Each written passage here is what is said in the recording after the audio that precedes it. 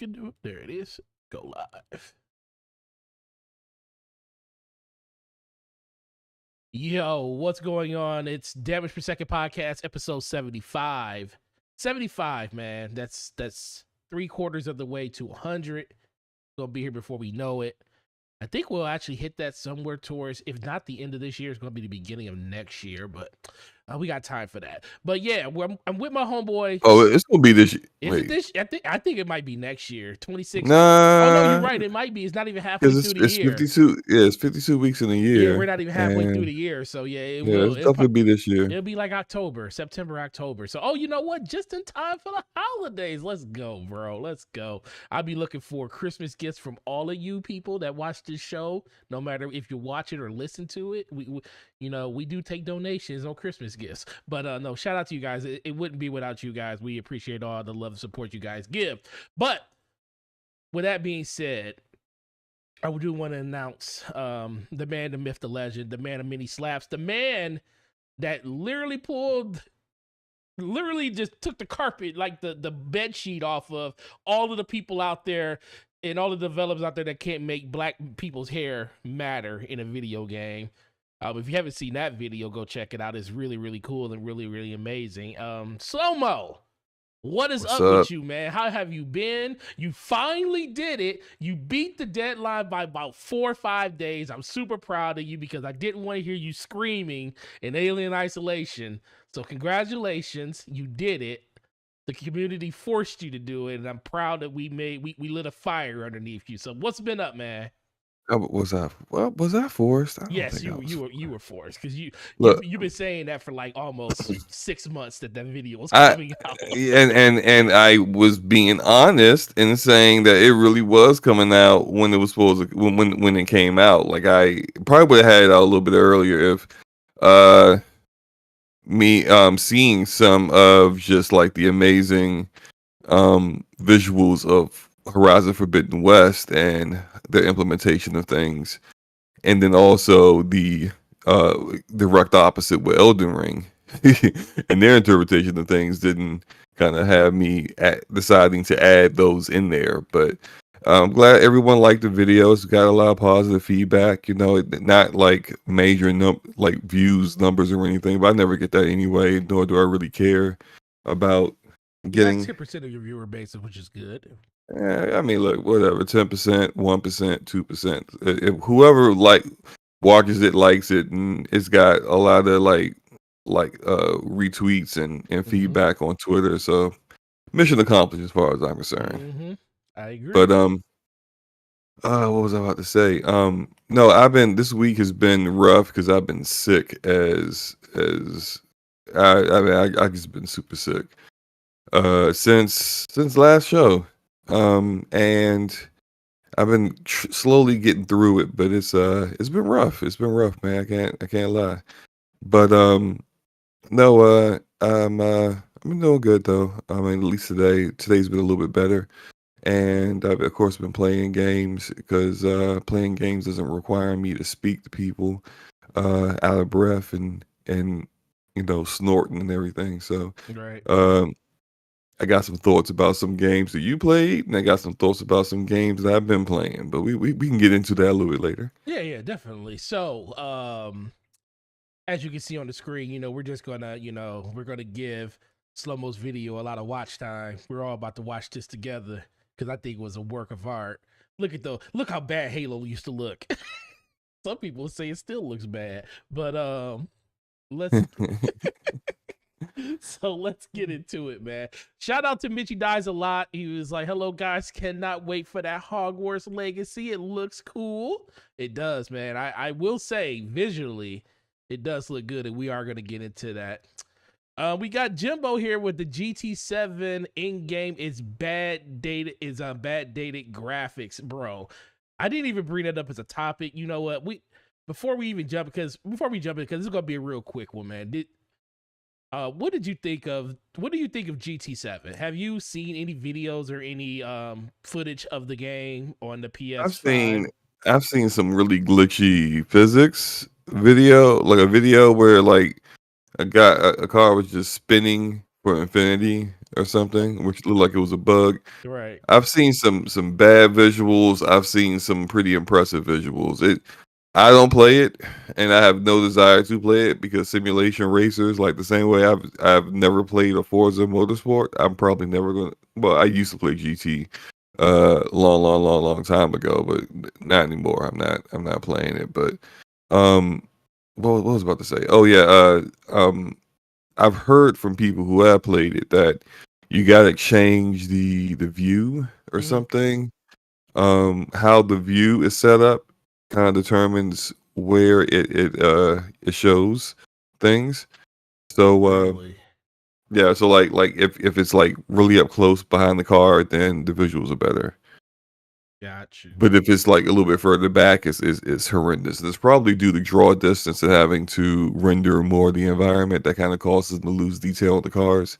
But That's who super knows? weird though. It's like Forza. I mean, if Forza is an open world arcade racer with draw distances out of this freaking world, it's just weird that that was part of the issue of the game. But like I said, man, you know, Gran Turismo, for the people that love, I think Gran Turismo does have a bigger following, a much bigger following than Forza does, just because it's been around a lot longer.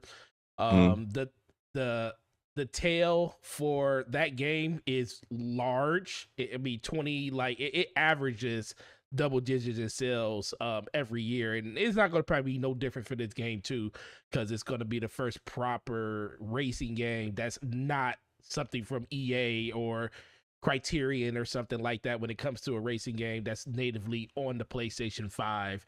And I do think it's the fact that it is like technically the only racing game on the PS5 is going to do really well anyway. So, to each his own. I don't think it's terrible. I just think that, you know, the game was probably definitely designed to be on a PS4, and they decided to put it on PS5 because guess what? It's a next gen system, and they have the capability of doing that. But moving on from that, we also got Erodimus up in the chat. Yo, shout out to Erodimus, man. That man has been messy for the last couple of weeks, not only on DPS, but he's been doing it on BRAP, starting arguments with the panel members, telling people that they were clowns. But you know what, Erodimus? You home where DPS is, and we appreciate you, bro. That's why you got that mod, you know, slot right next to your name, because as much as you get on my nerves every once in a while, you still my homie, and I still appreciate you, and Slow Mo does too. We got Tando up in the chat. He says yo. We got Spider up in the chat. He says yo. But Slow Mo, please tell these people exactly what you've been doing over the last couple of weeks, man. Uh, Or last week, I should say. Last week. I mean, I did that, you know, being sick and You threw it all together at the same time. I didn't know if it was yeah, but something else. well, look, I mean, I'll get deep into the games portion of things. Been playing a lot of Elden Ring. Nothing else other than Elden Ring, honestly. Don't I you find it did. interesting that you love playing Elden Ring and you made a game? You, like you said earlier, is like, you know, how Horizon does it so well when it comes to the hair of us African American people. Whoa, whoa, whoa, whoa, whoa, whoa, whoa, whoa, whoa, whoa, What? whoa, whoa. Oh wow! Whoa, whoa, whoa. Pixel and polygons with the $100 I see red super chat. Well, listen. All right, before I even I appreciate you, bro. We appreciate you, bro. So stoked for Starfield. I like what I'm hearing and really hope we can customize and pilot spacecraft. IOP Destiny Clan has Roke on farm. Yo, listen, bro. We do have that junk on farm. We was up at me and Pixel, we was up in that raid, man. We had to tell Sinister, shut up. Let us do it the way we were doing it before. And guess what? We did it on the first try. Shout out to you, Pixel. I appreciate you, man. And definitely got to get back into those raids so we can farm that stuff some more. But Slow Mo, back to what I was saying to you. You were talking about how Horizon has, you know, better, you know, black features when it comes to making hair. But then you say better visuals overall. Better visuals overall. But you are playing Elden Ring like it is crack. So does this basically just tell people that just because your game is a great looking game, that a game that could look subpar and, you know, in every little way possible to it, as long as it has the gameplay structure and everything that you want, can actually I outdo a game wouldn't that has say graphical subpar fidelity? visually in every part. I wouldn't say that. I wouldn't go that far about Elden Okay, well Ring. you tell It me. was You tell me. it's like this with Elden Ring. Elden Ring has, I think, really good art direction. Like, I think the art design of the characters and the armor, weapons, and stuff like that is very unique and good. I like the way that stuff looks. When you see armor or a sword, like some of these swords, like the design of the sword is just like, yo, like how do they like you just think about like who came up with that? Because that's a great idea, right? But Mm-hmm. it's not although it's the engine and like everything else that lets the art down. Right. Because if you can have amazing art, but then like as I'm like riding my horse, I see the grass appearing. Like the draw distance is abysmal. And it's just like, geez, what the heck? Like, why is the draw distance this bad? You know, why are the textures this bad on some things in the open world environment? The reuse of assets, which like matter of fact, we can no, I'm gonna save that. I'm gonna save You gonna say that that? You gonna that save that I'm gonna slander? save that for it ain't slander because it's true. I'm Okay. gonna save it for You want to save I'm it? gonna save We'll save for it for. the conversation Okay, we'll see. about We'll save it for the conversation. Okay, so yeah. we'll just table that for the second. But Right. But the other thing I did play today was, and I played this today, and tomorrow I plan on playing Anno Mutonium, yeah. which is a game I've covered on my channel for the past couple years. That came out today. I'm going to stream that tomorrow. My first playthrough of that. And but what I was going to say was I played Tunic today, and it wasn't that bad. How You far know, did you Tunic. get into it? How many hours did you play? I beat the first boss. I probably Nice. played about an hour and a half of it, and I beat the first boss. And um, I got I streamed myself playing a little bit of Elden Ring after that because the entire chat was talking about Elden Ring. So I was Of like, well, course they were. let me show you guys what I'm doing in my right where I'm at right now in the game, and you know, I pulled Elden Ring up for like the last maybe 30 minutes of the stream. But Tunic's all right. You know, like if you played Zelda, you played Tunic. Yeah, I think it's very impressive for a single developer to put together. I hmm think that's he definitely did a good job with it. It's not there's nothing groundbreaking about it. It's just like a solid Zelda-ish game.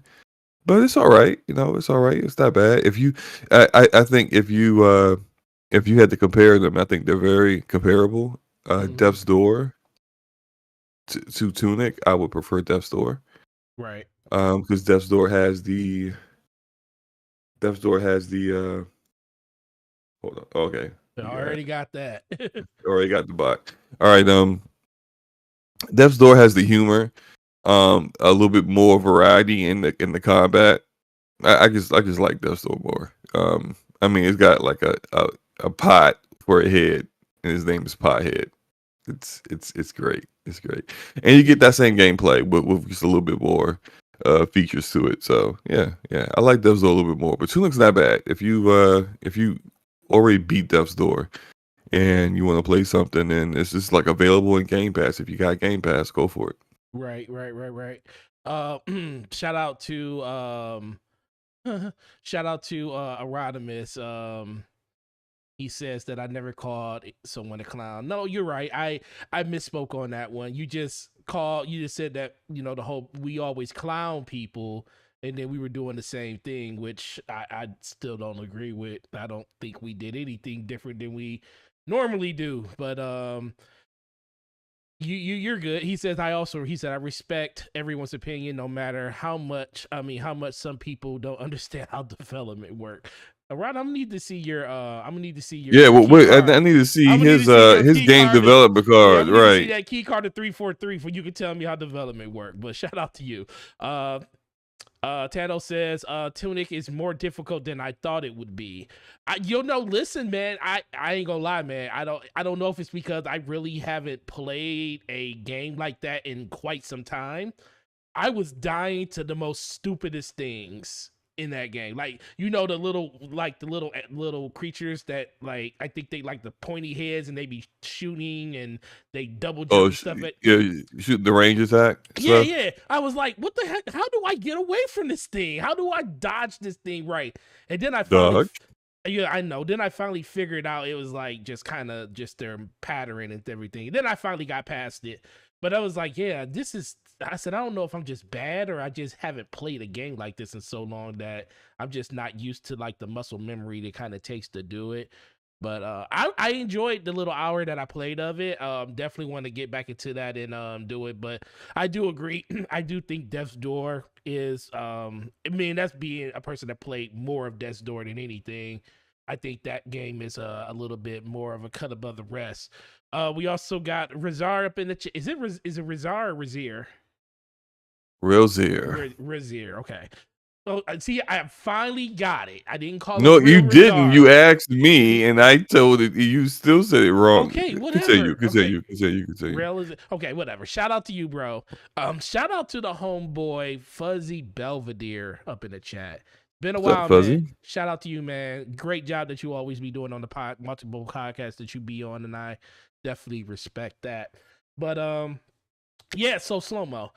For myself, Tunic played that a little bit yesterday. Also, Did you beat the first boss? I did not because I did it right before I went to sleep. I was like, yeah, I'm going to bed because if I stay up any later, I'm going to be up for a while. I wish it would have came out like on on Tuesday night, because I probably would have played way more of it. But I'm definitely going to jump back into it probably after this show, do probably another hour of it, and get through a little bit more of the game. But a little bit I played of it, I do like it. Like the whole it's like you go to this whole ascended plane when you die, and I'm like, what the heck happened? What? And my character's like, what happened? It's like, is that his mom that's in a crystal or something? I don't know. I'm gonna figure it out. But Oh no, like you, it's not just when you die, when you beat a boss, you go there too, oh, and you go it's there too. different. It's But different. now, was it just me? Excuse me, because I multiple times I was like, yo, I know I chose English Oh because I'm yeah, sitting here. it's all I in was it's all like, in Japanese or yeah, Chinese. I'm like, what is this? What language is this? I chose English, and I kept like, I don't. I You checked pick it. stuff up, and I'm like, I yo, what can't does that read mean? this. I can't I can't read read this. that. Like, what does this mean? What is that? I don't know what's going on. I So can't yeah. read this. Yeah, it was weird. It was like I went back, like when you pick up the pages to basically, and I think I actually really enjoy that part of it. When you pick up the pages, it basically is like you're building the instruction manual to the game. I thought Yeah. there's actually a really cool take on it. And as I got like the third or fourth page, I was like, wait a minute, is this going to be persistent? Is it going to just keep giving it to me in Chinese or Japanese or whatever? And then I looked at my settings and I was like, it says English. Then why is everything in a different language? Yeah. I What is don't know going how I on? feel about getting the instruction manual as like As stuff in the game. I'm like, it's I ain't like really asked for I mean, like if I go find something in the game, I'm thinking this is going to help me in the game. right, And yeah, you could say the instruction manual can help you in the game, but like back in the day, we used to get that when we bought the game. Like it'll be right there, in the right. case. Not like I'm in the game, I open the chest. Instruction manual, page Instruction 3. page And I'm 3. like, no, give me a weapon, man, or some health or something. Not the instruction manual. So like, yeah, I mean, look, it's all right. It's all right game. Oh, Tando If said it's you not Japanese. He said it's a made up language. Listen, man, they could have tricked me because I was looking at it like this looks like Chinese or Japanese. That's what it looked like. I'm glad you said that, not me, because I thought it looked like Japanese too. But, Okay, well, you just acknowledged that you thought the same thing, though. So what? I guess because mine was more boisterous and louder, so they're gonna remember it more. Whatever. No, but I I don't know how I feel about it either. I thought it was cool the first couple of times through playing it, but then I was like, wait a minute, are they just gonna keep doing this until I fill up the whole book? And the thing is, they don't stop you. They say they don't stop you from doing any of the abilities inside of the game. You can do everything from jump as you get it. So it's like I'm doing, like, it shows you how to dive, but I'm like, this would have been real valuable if you would have told me this like when I started fighting enemies, that this is the dive button. But I just happened to figure it out by just playing the game. But Arada said check his LinkedIn. He said I guess his LinkedIn has something from 343 on it. We got to check that, Slomo. I'm gonna leave that up to you. So moving on to the first topic, Elden Ring crushes sales expectations, 12 million sold. Slow-mo, you being a resident Souls fan up in here, I mean, Wow, you're a Souls convert that's a now. low bar. If I'm the Souls fan, You're a convert now. You're a convert. You like to run around and chase boulders and get wishing wells and wag fingers in the air and call people for help. Listen, how many hours are you in that game? What, almost as many hours as this podcast is? How many? How many you in? I'm probably about a little over 100 hours in this game. Jesus Christ. So tell me, what is the allure? Why is this game selling, in your opinion? Why do you think this game is selling as much as it's selling? Like, this is by far the most any Souls game has sold. We got the numbers that Demon Souls sold just over 10 million earlier this year, and that was a launch title for the PS5, and that, who knows, that probably was over the course of the whole entire year. Matter of fact, it was over the course of the entire year because it came out as a launch title in 2000. What's the name? So why do we think this game surpassed that and more in less than a month? I think it's more accessible for more demographics of gamers is more accessible, so therefore more people are giving it a shot. And I think there is a little bit of, not necessarily peer pressure, but a feeling of togetherness, I guess, or a feeling of you're not alone when people are getting frustrated playing a game and they're getting bodied, but everyone else is getting bodied too. So let me just restart it again and try one more time, because my friend over here is playing Elden Ring and he beat that boss and I know he's trash. So if he can do it, I can do it. Like it's that kind of thought process that I think is kind of getting people to stick with the game more than they would have, or give it a shot, and more than they would have if it was like another Souls-ish From Software game. But I do have to say that, like, FromSoft has now hit like that. It's hit that that point where you now get passes and people don't really call you out on things that they call other developers out on. Like the one guy that makes this game that you're showing now, Tunic, if he were to say, for every catacomb, use the same exact layout with the same exact enemies in that layout, people would have something to say about it in their review. If he decided to add co-op to the game, but he made the co-op so convoluted that it takes people their first time using it like 15 to 20 minutes just to figure out how to do co-op. Mm-hmm. That would be reflected in the review. If he, with his first patch, decided to nerf something that he deemed overpowered, but instead of just balancing it, he nerfed it into the ground. It's the feature or function or ability is completely useless, then that kind of stuff would be a ding, not necessarily in the review because the reviews would be over, but to the community. But like this stuff isn't a ding.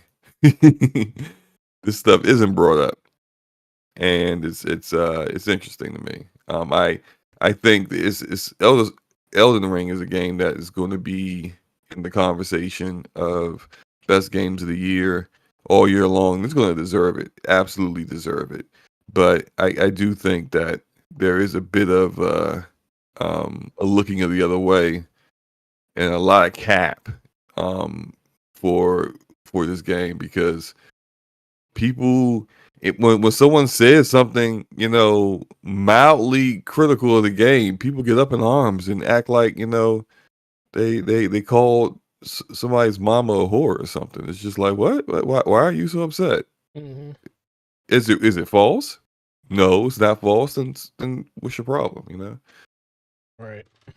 No, I agree with that, and shout out to Pixel and Polygons again. Man, I love you, man. Not because you just dropped a massive red one on us. It's just I'm still shook off that. But no, that's my raid team, man, right there, man. Destiny. You should do it, man. You should enjoy a Destiny raid every once in a while, at least one. He also said I've enjoyed. Well, you should I always wouldn't say at least do enjoyed. you should at least I have do. played many a Destiny raid, and Well, I you think you I did am. you did which one did you do? Volta Glass from Destiny Man, 1? I did man, you know what? What did you Just do in Destiny 2? start naming raids, and I did them. Okay. I doubt. No, I'm dead serious. Start So naming you raids. I did did you them. did Last Wish. Yeah. You did you did Leviathan. Yes. Okay.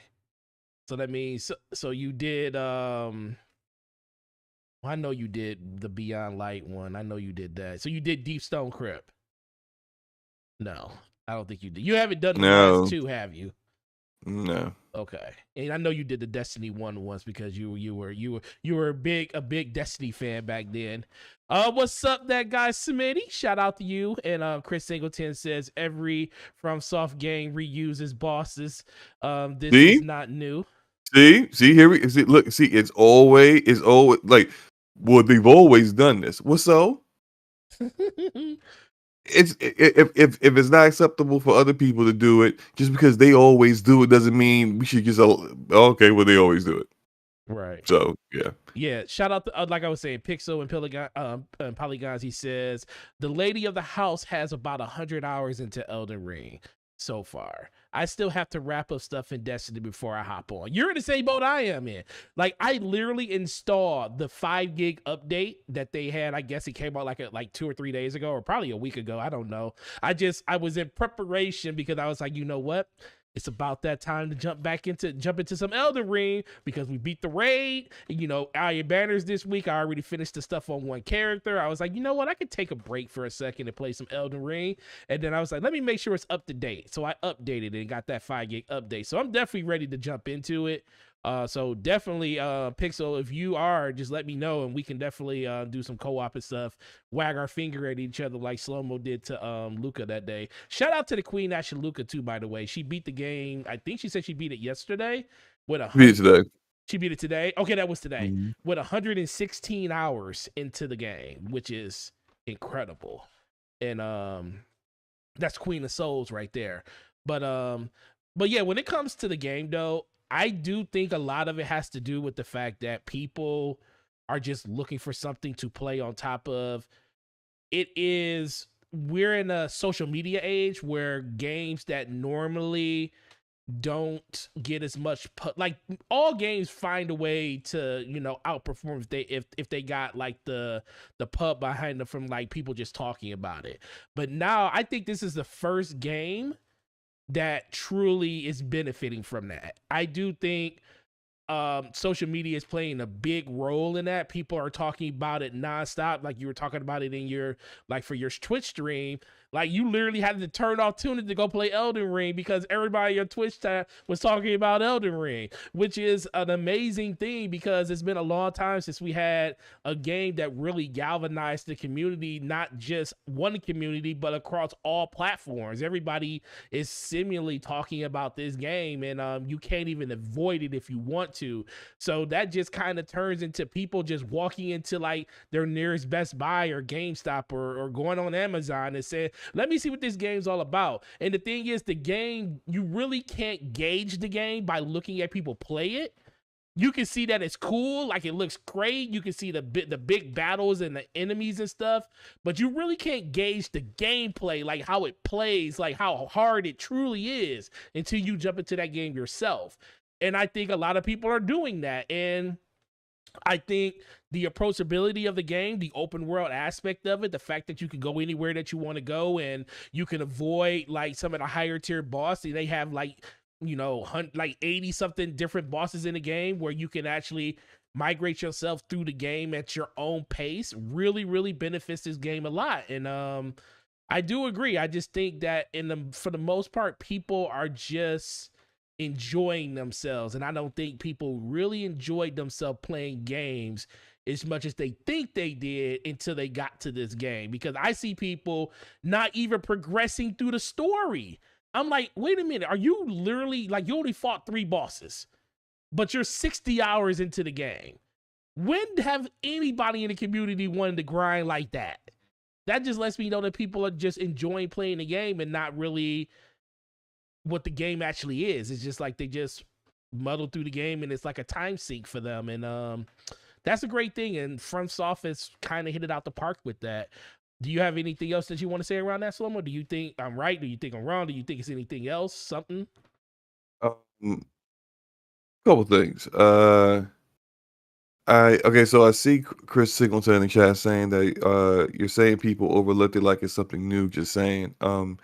I don't think he quite really understood everything. I wasn't talking about just the reuse of like certain things like bosses that may have happened in previous Souls games, but I brought up the catacombs issue with the smithing stones that you need to upgrade your weapons. All of those are designed as the exact same way.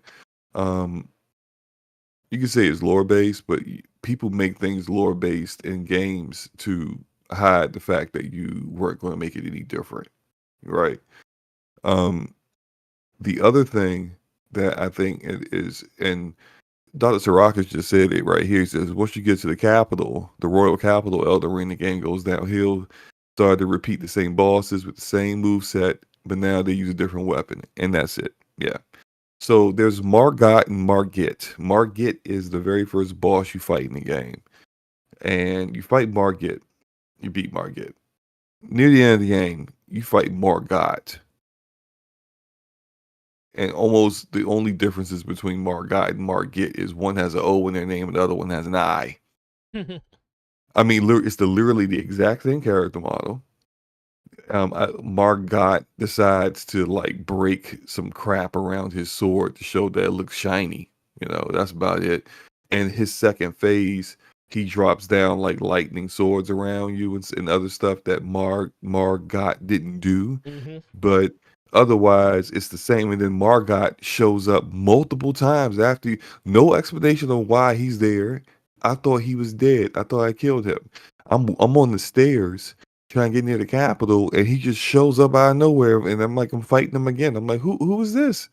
Is this the same guy? Mm-hmm. Like there's no explanation of why that. At least I haven't seen any, and I've been trying to go through the lore, but there's no explanation. I don't see any explanation of why they look exactly the same. But outside of that, there is a church in the royal capital that is a carbon copy of the Round Table Hold, which is your base of operations. Is there supposed to be a lore-based reason for that?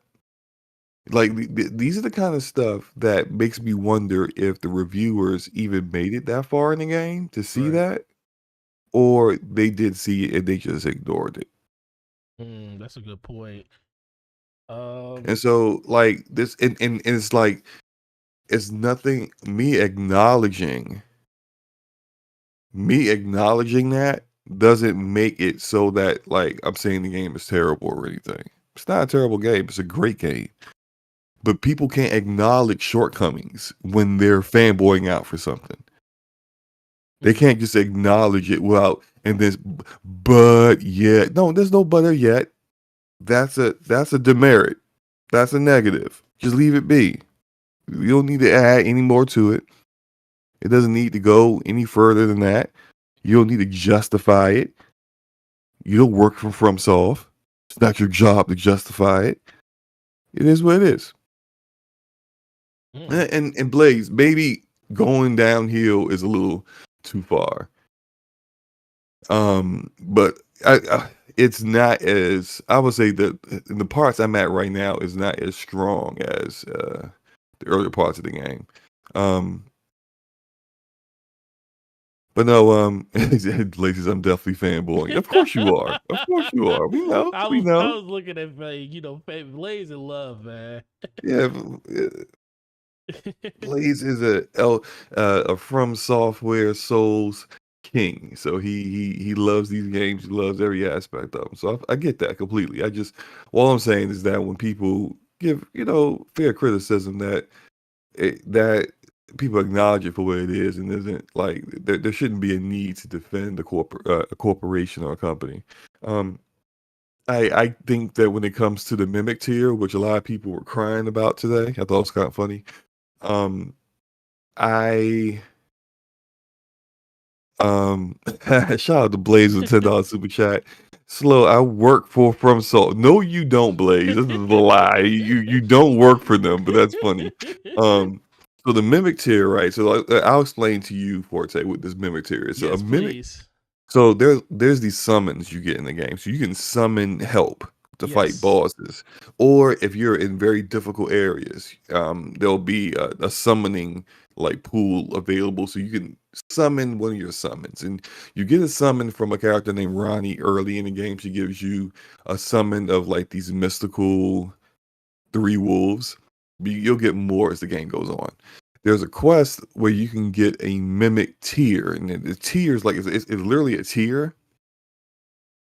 But when you call it forth, it will turn into you, and they'll have all the gear that you have, and they'll have all of the weapons and the abilities and powers that you have currently on you. Now, cool idea in theory. In execution, it may have been a little much. Really? So you can max the mimic tier up to level 10. When you first get it, it's a dummy.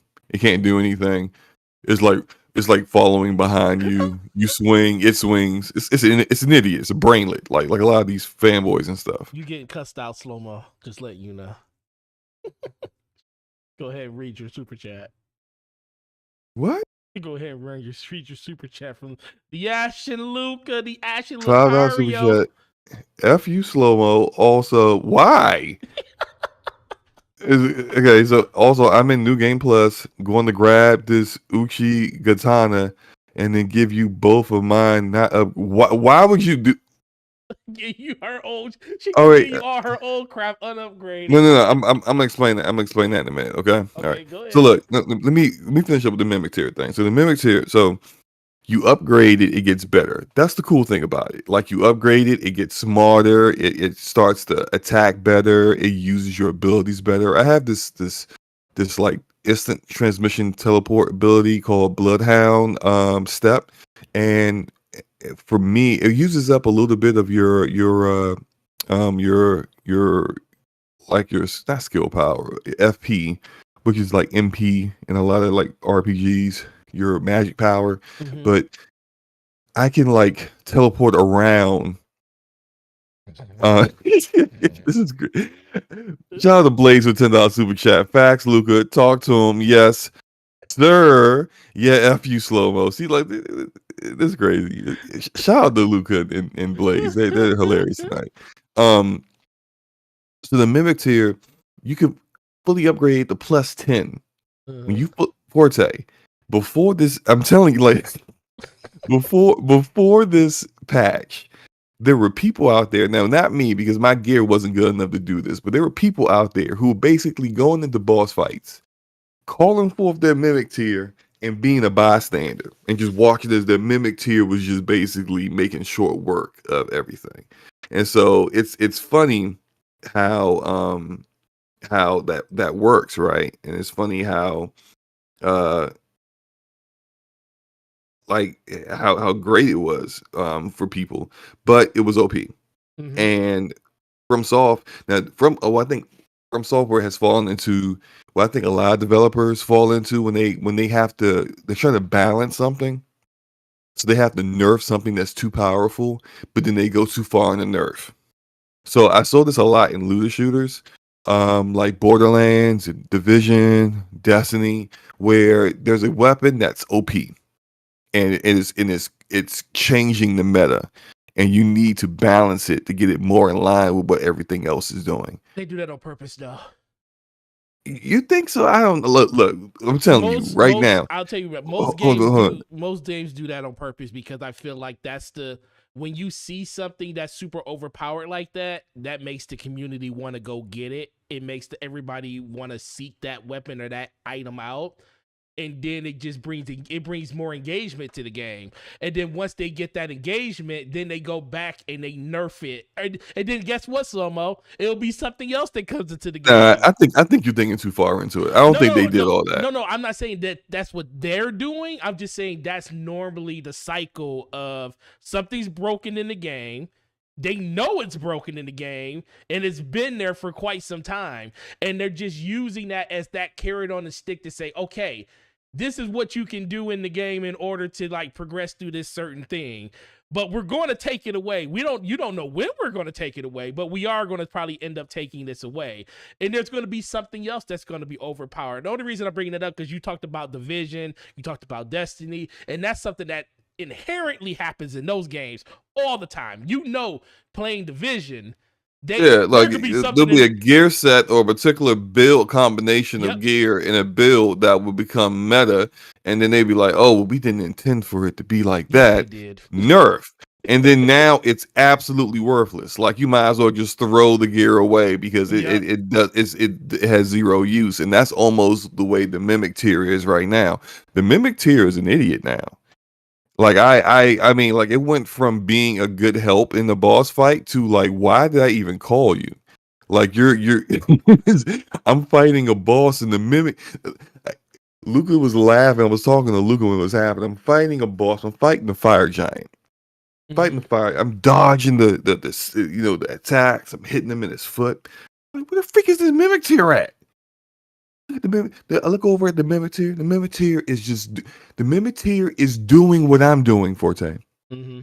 But he's like across the entire field from us. Mm-hmm. So I'm dodging, he's dodging. I'm moving, he's moving. But he's not anywhere near the freaking enemy to be doing any of that. He's either doing that or he's hiding.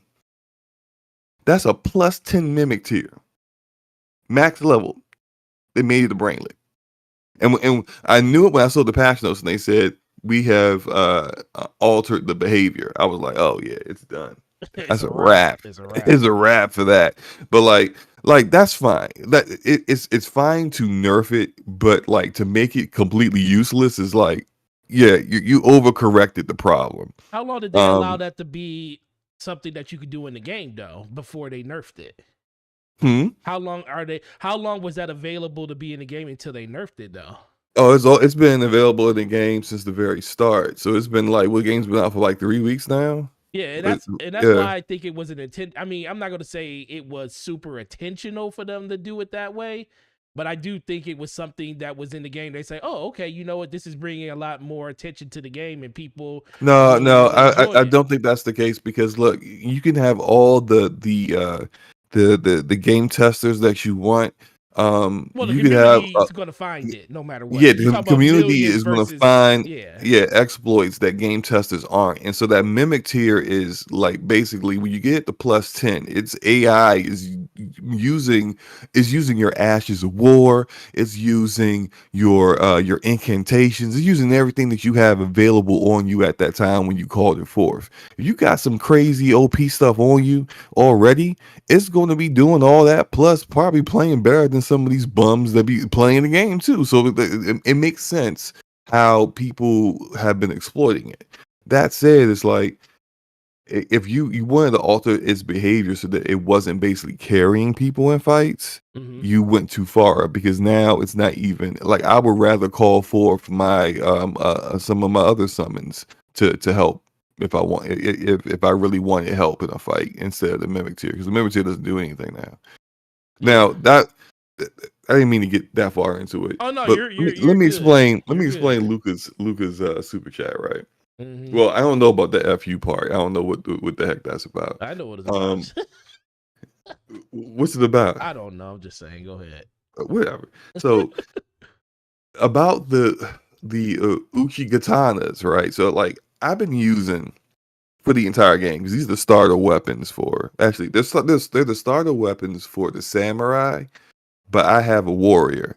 But I went and found two of them, and I've been like using them as a dual power stancing, which means that you have two of the same weapon at the same time, and you're attacking with two of the same weapon, so you get different animations that do more damage than if you were just attacking with one weapon at a time. So power stancing katana blades that do bleed damage. That's what I've been using the entire game.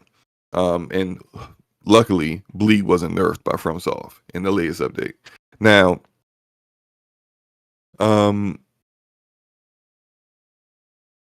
so I was using that.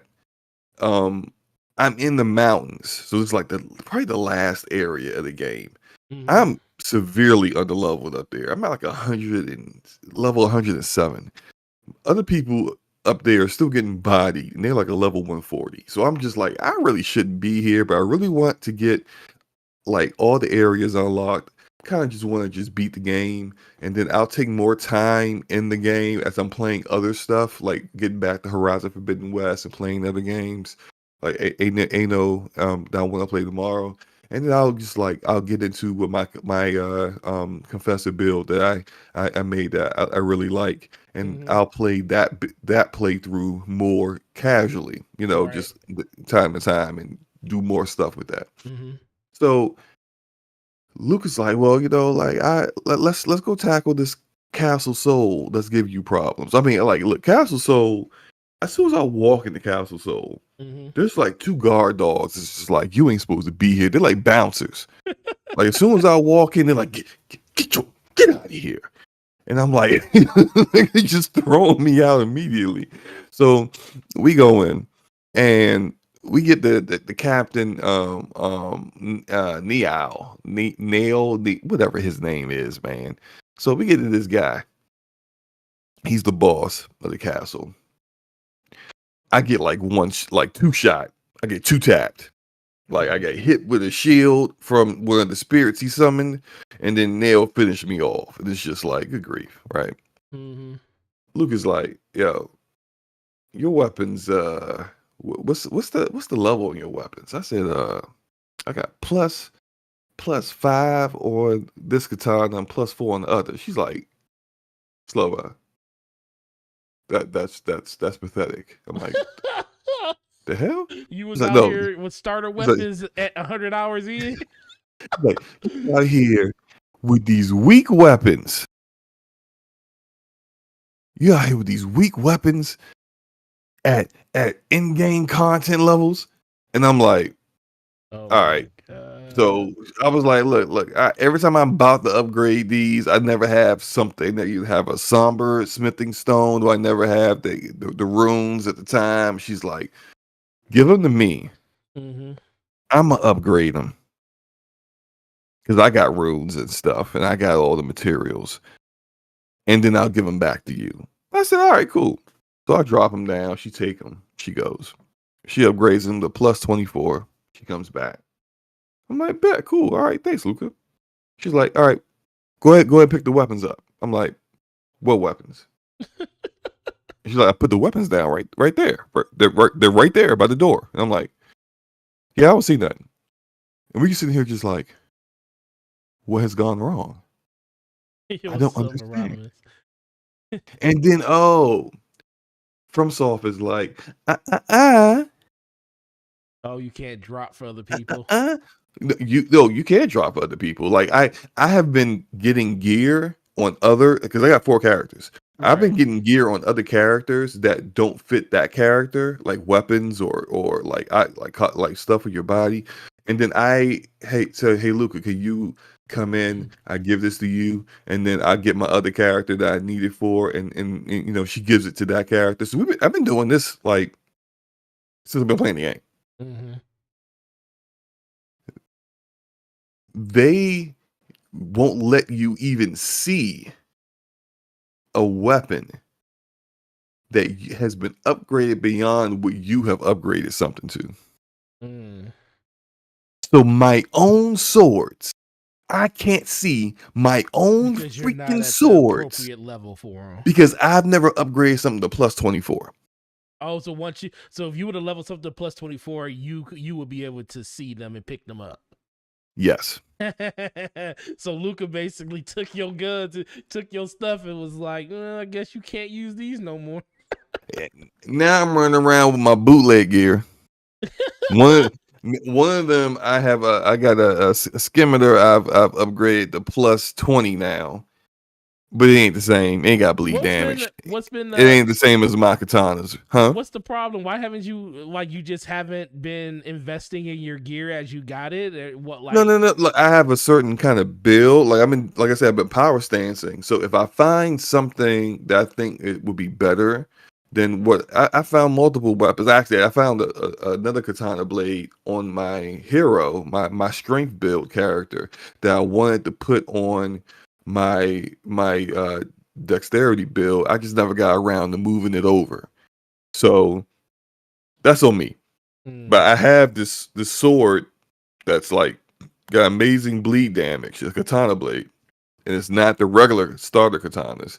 That would have been work that I still could power stance with it with my better other starter katana, and that would have been fine. I just haven't done it yet. Now, all that said, I found other weapons, but when I tested them out, everyone does, you go to the soldier camp and you start beating up on the soldiers there just to kind of test out how your weapons feel and work. Um, but I just liked how the katanas worked better, and plus having 2 katanas that do bleed damage, and then they fixed the bleed damage because the bleed damage wasn't like it was like working inconsistently. I kind of felt that way for a while, and then they said they fixed it, so now it's just better. I'm getting the bleed effect on enemies far more frequently than I was before, and I'm pretty sure the weapons that do even better bleed than my 2 katanas were probably even more efficient. I heard there's a weapon called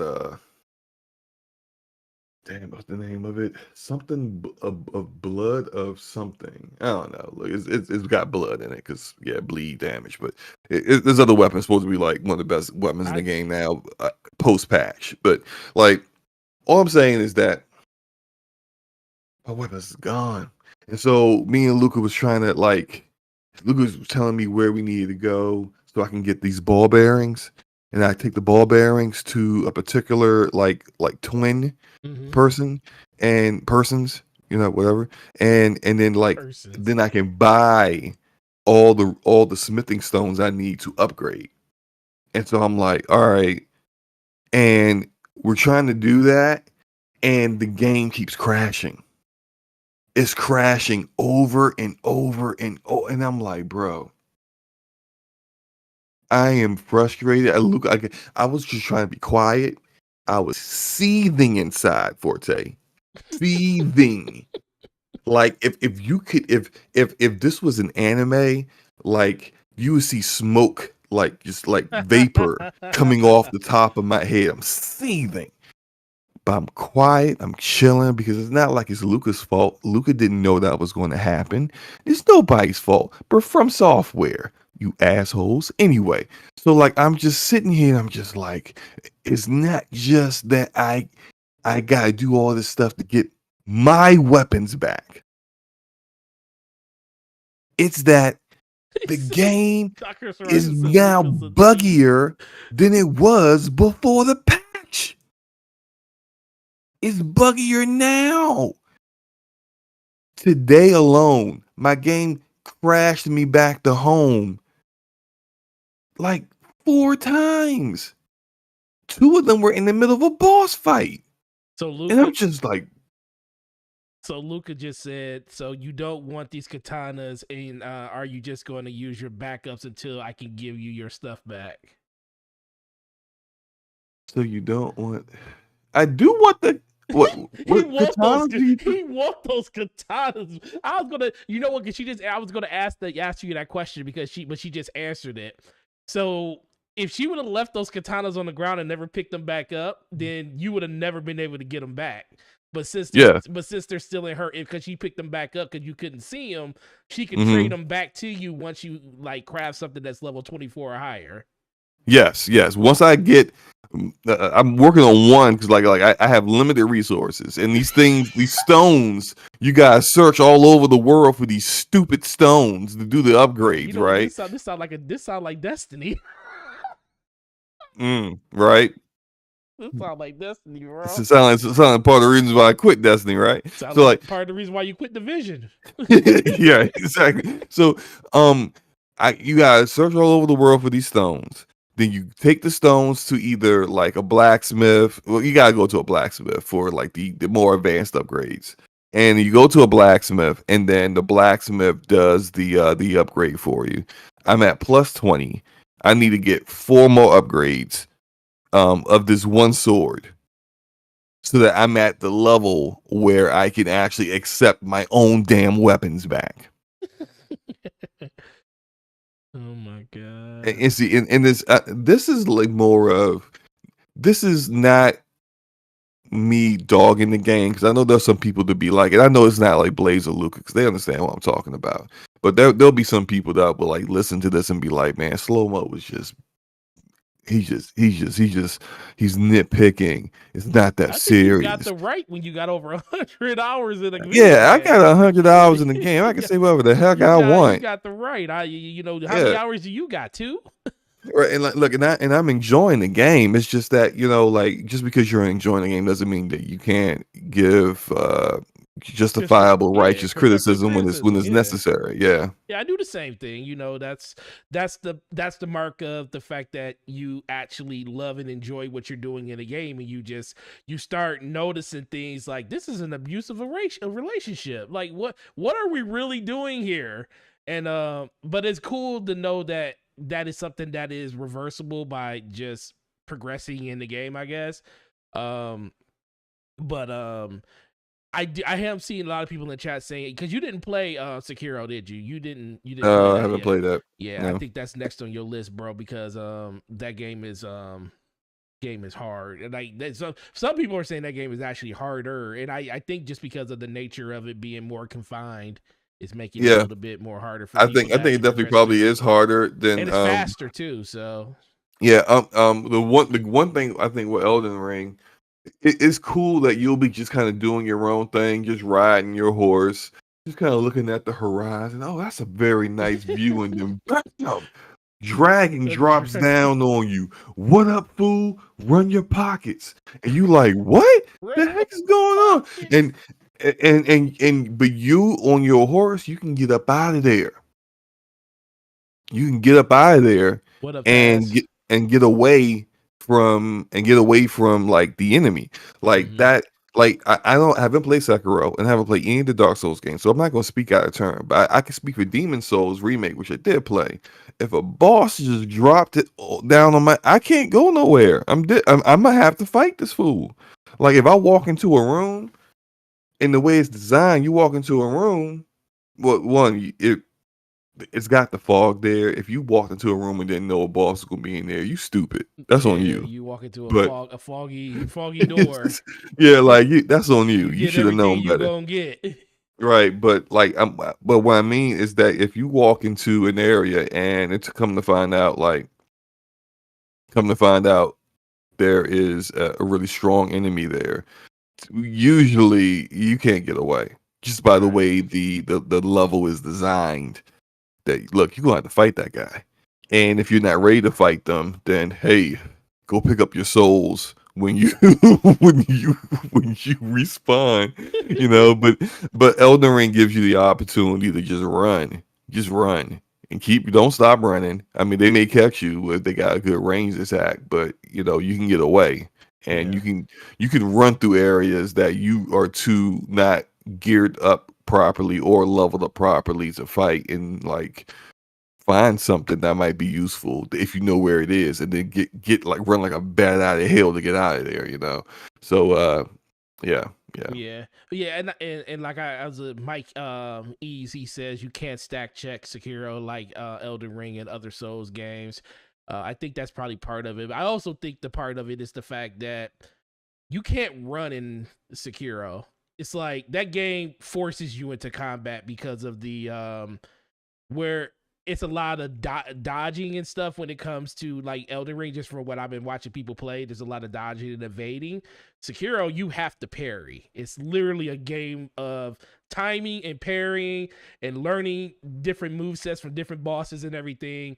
But parrying is the key in that game. If you're not parrying, Yeah. you're gonna be it's going to be a bad time for most people. Not even for most people, for all people in that game. Because even the most dedicated people that are willing to wait it out and like nickel and dime an enemy to death, it just takes too long. So I do think that's an inherent biggest difference between Sekiro, where you can avoid combat to an extent in something like, you know, Demon Souls and Dark Souls because of the way the game is designed. Sekiro, you have to progress by fighting. It's like you have to do it. And I think that's why a lot of people consider that a little bit more of a harder game to master, because you know, no one likes confrontation in a video game, and they don't know what to do when a big boss jumps out of the sky and starts smacking you and you don't know what to do next. So I think that's the cool thing about it. But Slow-Mo, but I think just ending this conversation is because you bring a lot of good insight to it, being a person that's put a lot of hours into Right. it. And let me say this again before people be Yeah, in go your ahead. comments like Slow-Mo's a hater. Get good. You Get good. suck, you bum. Elden Ring game of the year. Right. Like before look, I still think the game is likely going to be likely will win the game of the year. I think people who are saying it's already game of the year, everything else needs to go home or high, considering what could potentially be coming out this year. But I think that it's a great game, and it's definitely going to be in that conversation no matter what, because of what it's accomplished and what it did, and it's really good. So yeah. So moving on from it, I will ask you, because we are going to move over to the next topic, which is going to probably be its main competitor when it comes to Starfield, but Elden Ring. So where, if you had to give it the percentage out of 100, what do you think the chances of it? You know, of the stuff we know now. I know there's other games that's out there, like, you know, we could get God of War Ragnarok, we could get Zelda Breath of the Wild 2. But the stuff that we actually know is releasing in 2022, what is Mhm. the percentage of this game most likely running away with Game of the Year? I would say probably 65%. And what's the biggest competitor? Starfield, basically, at this point, Uh, that we know of. yeah, probably Starfield. That's crazy, because Starfield we know nothing about. Right. Literally But nothing I about. say probably Starfield because Starfield is Starfield It sits at the table, basically. it sits at the table, man. It sits at the table. The The table of free passes. passes. I love when you say that. And they're gonna get look if and this is I was gonna make a video about this but so I'll touch on it real quick because I think it's 1000% true. Like, how do some like developers get the free pass and others don't? And then how come like developers who did used to have the free pass no longer get it anymore?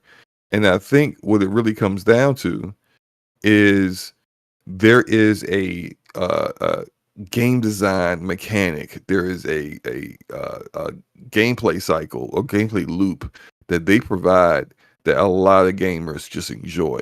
And so it doesn't matter what they do in their game. It doesn't matter how much they screw something up. It doesn't matter how much they don't improve on certain aspects of their games. As long as they give people that same gameplay loop, it's good. It's always going to be good. It's always going to be that 90 rated Metacritic darling game of the year contender every time they drop. It's always going to be like that because they provide that loop. Nintendo has got it down pat. They got it locked. Like Rockstar has their gameplay loop on lock. The fact that Red Dead 2 had the same shooting mechanic as Red Dead 1 and they are 8 years apart should be it's disgusting. That should not have happened, period. But it did. And guess what? Game still got like what, a 98 Metacritic or some ridiculous crap like that. Hey, not saying it wasn't a great game. I think it was a great game. All that said, ridiculous. But as long as you continue to provide that gameplay loop, you're good. Now, where did Bethesda go wrong with Fallout 76? It wasn't the same game. Fallout 76 wasn't the same gameplay loop that you got from Fallout 4 and from typical Bethesda in-house studio games, and therefore that's when it was like, nah, it's not. We're not giving this a pass because you weren't providing people what they expected from you. And I think that's the only time where they actually screw that up, where they actually don't get the pass, is if they aren't providing the addictive nature of their gameplay that people come back for. And yeah, I mean, like, as long as FromSoft keeps doing what they're doing, look, man, they could run away.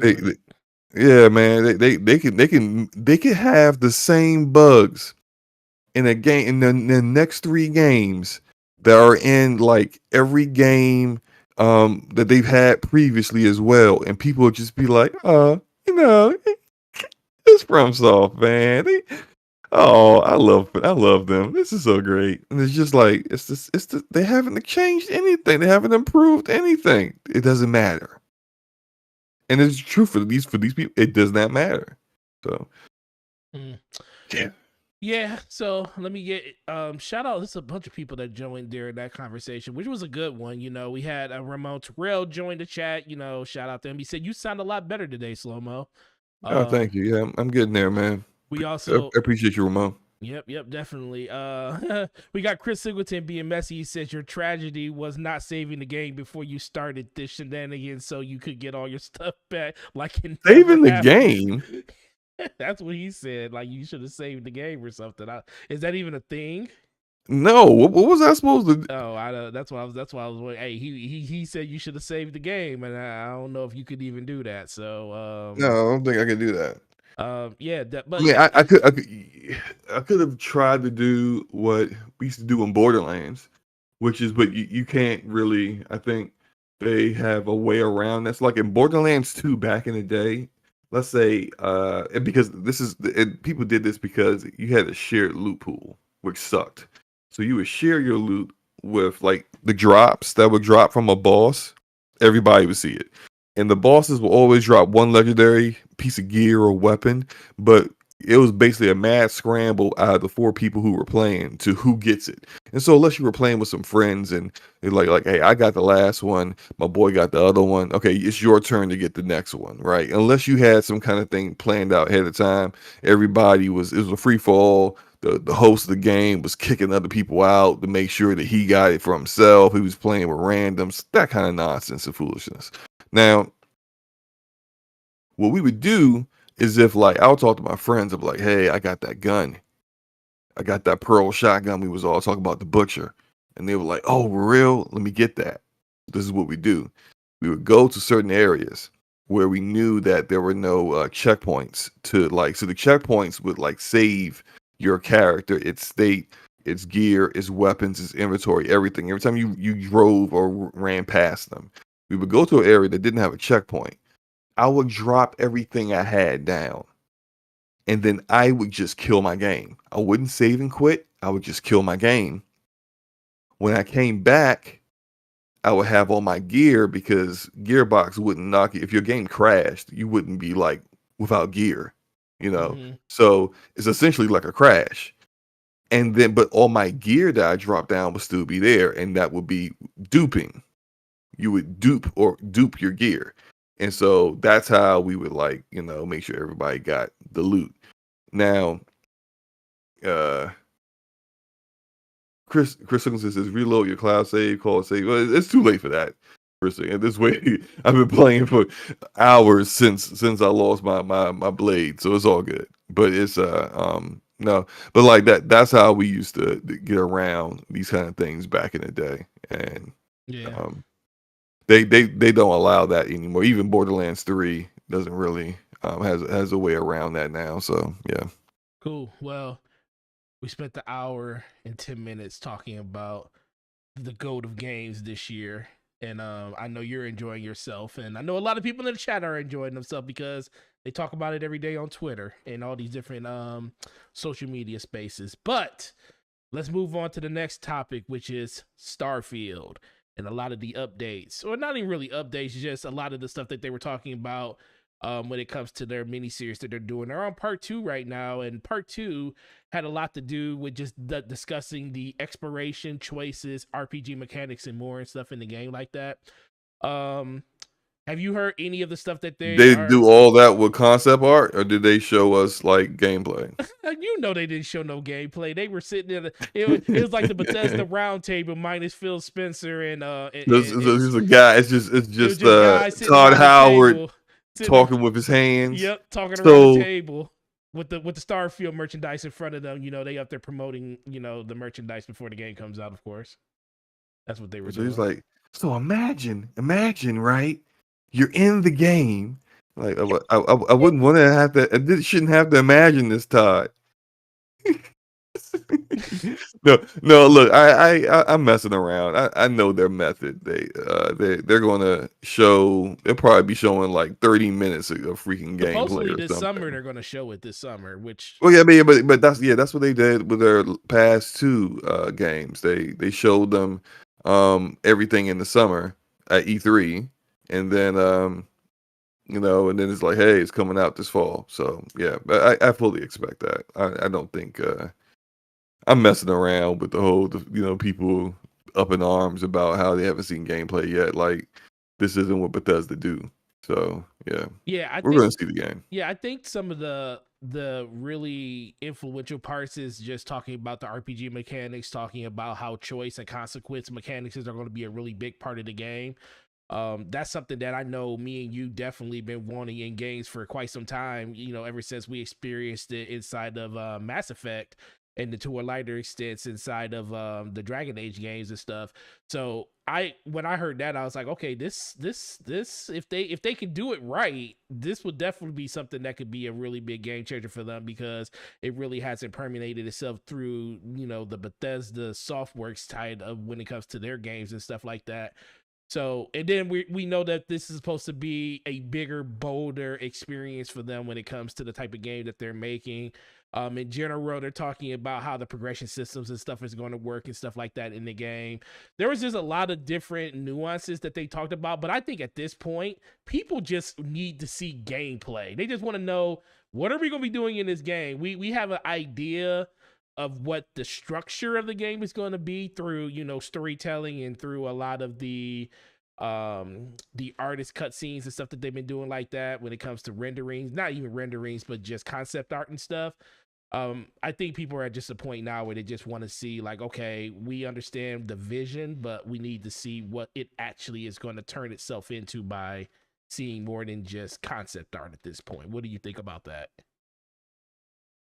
Well, look, and what excites you? I mean, that's another thing. What I know you're gonna play it because you like playing. You're not a huge Bethesda fan like that, but I know. Am I gonna play? Look. I said this. I think you said you weren't gonna. You if you put it this way, you literally didn't want to play a FromSoft game, and you're playing Elden Ring because it's super approachable, and I think it's just a game that a lot of people in the community just gravitated to, and you were one of those people. You just happen to be best friends, with one of the queens of Soul. So I think that kind of helped it. I don't see you passing up a game like this, especially if it's if it reviews very, very well. Not saying that you're swayed by reviews, because I know you're not. I'm not. I know you're not, but I do think this is going to be a game that's going to probably be on everybody's radar. Everybody's going to give it a try. Everybody's going to say, I at least experienced what Starfield is, good or bad. So I do think you are going to be in there. Now, is it going to hold you like something like Elden Ring does? Only time will tell.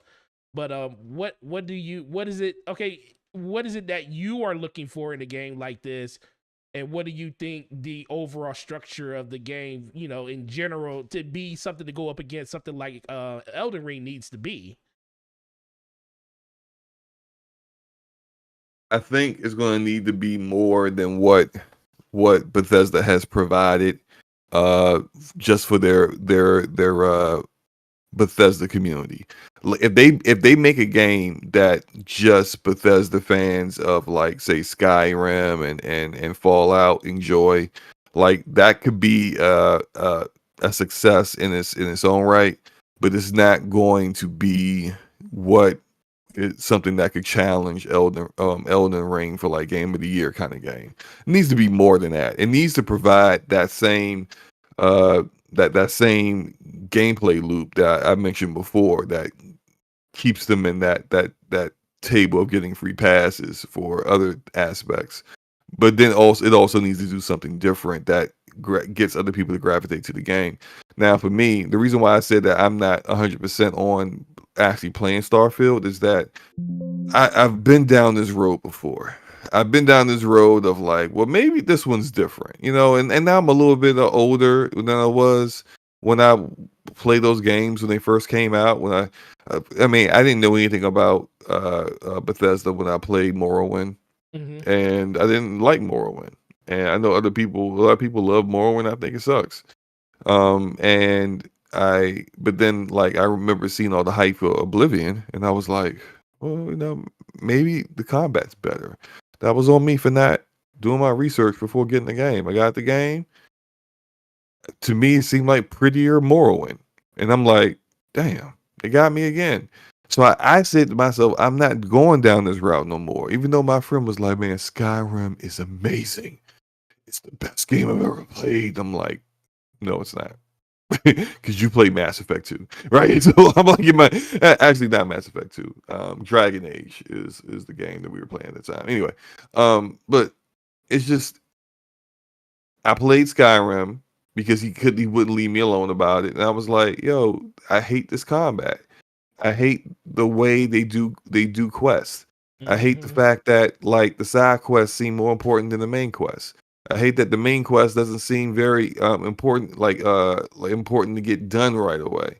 I just, like, I don't like that. I like to play an RPG where everything seems like dire. Everything is in a dire need at this moment. That, like, me doing certain things trigger other things in the world that, like, I had no idea was going to occur. But now, like, some of the stuff that I was trying to do in the past, like, now I can't do that anymore because it's all about, like, whatever this pressing need is right now. Like, I don't care about the big sandbox, basically. And I know I'm a different kind of gamer than other people, but I think they need to kind of balance that. Balance the sandbox with, I think, better quest design, have better combat. And I think this is an opportunity to have better combat for them because it's supposed to be in space. So Mm-hmm. now I'm thinking guns, right? Yeah. So it's definitely gonna be first person perspective, like all their games. But now I'm hoping that, like, hopefully, like, the gunplay's awesome, Right. and not like some VAT system, but like it's awesome, like awesome gunplay. Hopefully, we'll see. But I think I think a good happy medium would be like what Obsidian did with the Outer Worlds, which definitely takes a lot of elements and mechanics from Fallout, but then also takes elements and mechanics from BioWare's method of doing RPGs, where the quests were designed kind of like how BioWare's quests are. And you get these really interesting, engaging companions with you who aren't just there, and they're not just like a nobody that's just following you around. They have, like, very different personalities. They got their own subplots and storylines that you can follow, that you can get deep into that. You can build up relationships with these people. Like, that's the kind of RPGs, Western RPGs, that I like. And I think if they implement those things in Starfield, I think that might get me to jump on. You know what? Here's a thought. Here's a thought. And maybe I'm out. Maybe I'm out of left field here with this. No, go ahead. But I don't think Bethesda makes unforgettable characters. They don't. Like, if this is a word association. I name a BioWare game, and I know I keep comparing them to BioWare, but my bad. But like, I think old school BioWare was the pinnacle of Western RPGs. Mm-hmm. I say Mass Effect, and I tell you, name like as many characters that are iconic that you can remember from Mass Effect. Waterfall. It's literally a waterfall of characters. Right. I know you haven't played Dragon Age, but if you said slow-mo Dragon Age, I would go Alistar, Morrigan, Liliana, the hero of Ferelden, Isabella, Hawk. Mm-hmm. I could go, and that's just 2 games. I can go into the expansions. I could go into Inquisition. I could be naming all kinds of very well done, layered, complex characters. Mm-hmm. Something that I've never heard from Bethesda fans is them talk about a great character in these games. I've never heard that. Now, I'm not saying that's not possible, because they're clearly, I'm not the authority on those games. I don't like them, so I don't play them, right? Like, I've got maybe like 2 hours, 2 to 3 hours, but more when I may have like up to 10 hours, but that was like a zillion years ago. I may got like 2 hours in all the other games, right? I think the most I enjoyed was Fallout 3 until I got out the vault. Once I got out the vault, I was like, nah, I'm not liking this. But like, can anybody who's a Bethesda fan name an iconic character? If I said Forte Kotar, you'd be like Revan, Malik, Bastila. Yeah, you said them. Iconic characters. Yeah. And it's not just the Western RPGs. I'm talking about any RPG. Go to Japanese, Final Fantasy VII, Cloud, Barret, Tifa, Aerith. The Holy Trilogy. Yuffie. Some people call her Yuffie. Yeah, right. Final Fantasy VI, Locke. You know, like immediately, Locke, Terra. You right. I mean, where are the iconic characters at, man? That's what they gotta build up. Because people talk about, like, people don't understand why did Borderlands fans keep playing Borderlands 2 over and over again. It's not even a looter shooter in the sense where there's a hub world. Like, you're just playing the same story over and over again. You wanna know why? His Handsome Jack was hilarious. Hilarious, bro. He was a psychopath, but he was hilarious. You play those missions to go over there just to hear him say some stupid stuff. Yeah, and that is when you hit on a character that well. Tiny Tina. That's why she has her own game now. Exactly. Yeah. It's characters. If this is what I'll say to answer your question, if Starfield really needs to hit, it needs to have a character that people are doing cosplays of. It needs to have a character. And not just the main protagonist. Yes, because the main protagonist could be anybody or anything. Yeah, I agree with that. Right.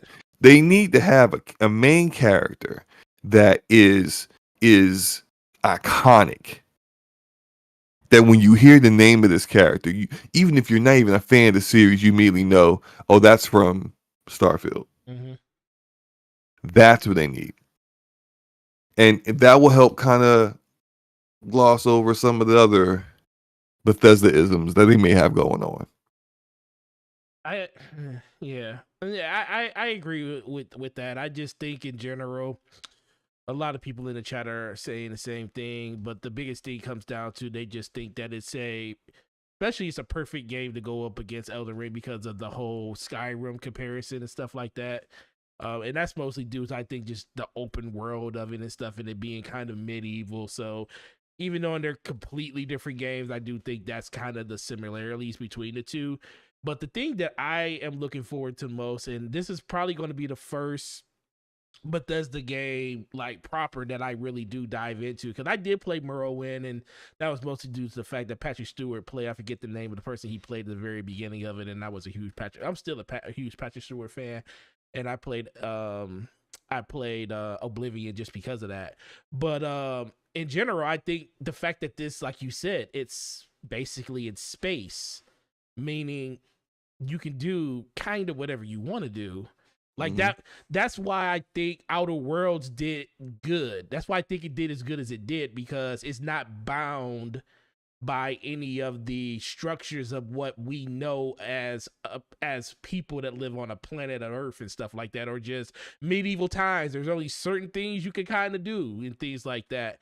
I like the fact that there could be a surprise element to the game.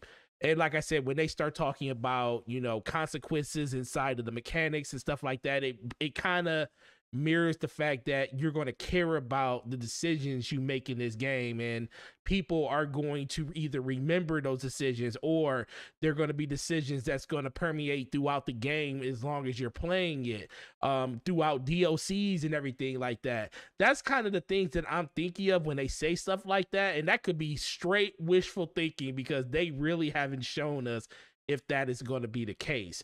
But the fact that the game doesn't have to be grounded in a scenario where that actually has to be the case, I think that's a good thing that they're actually doing.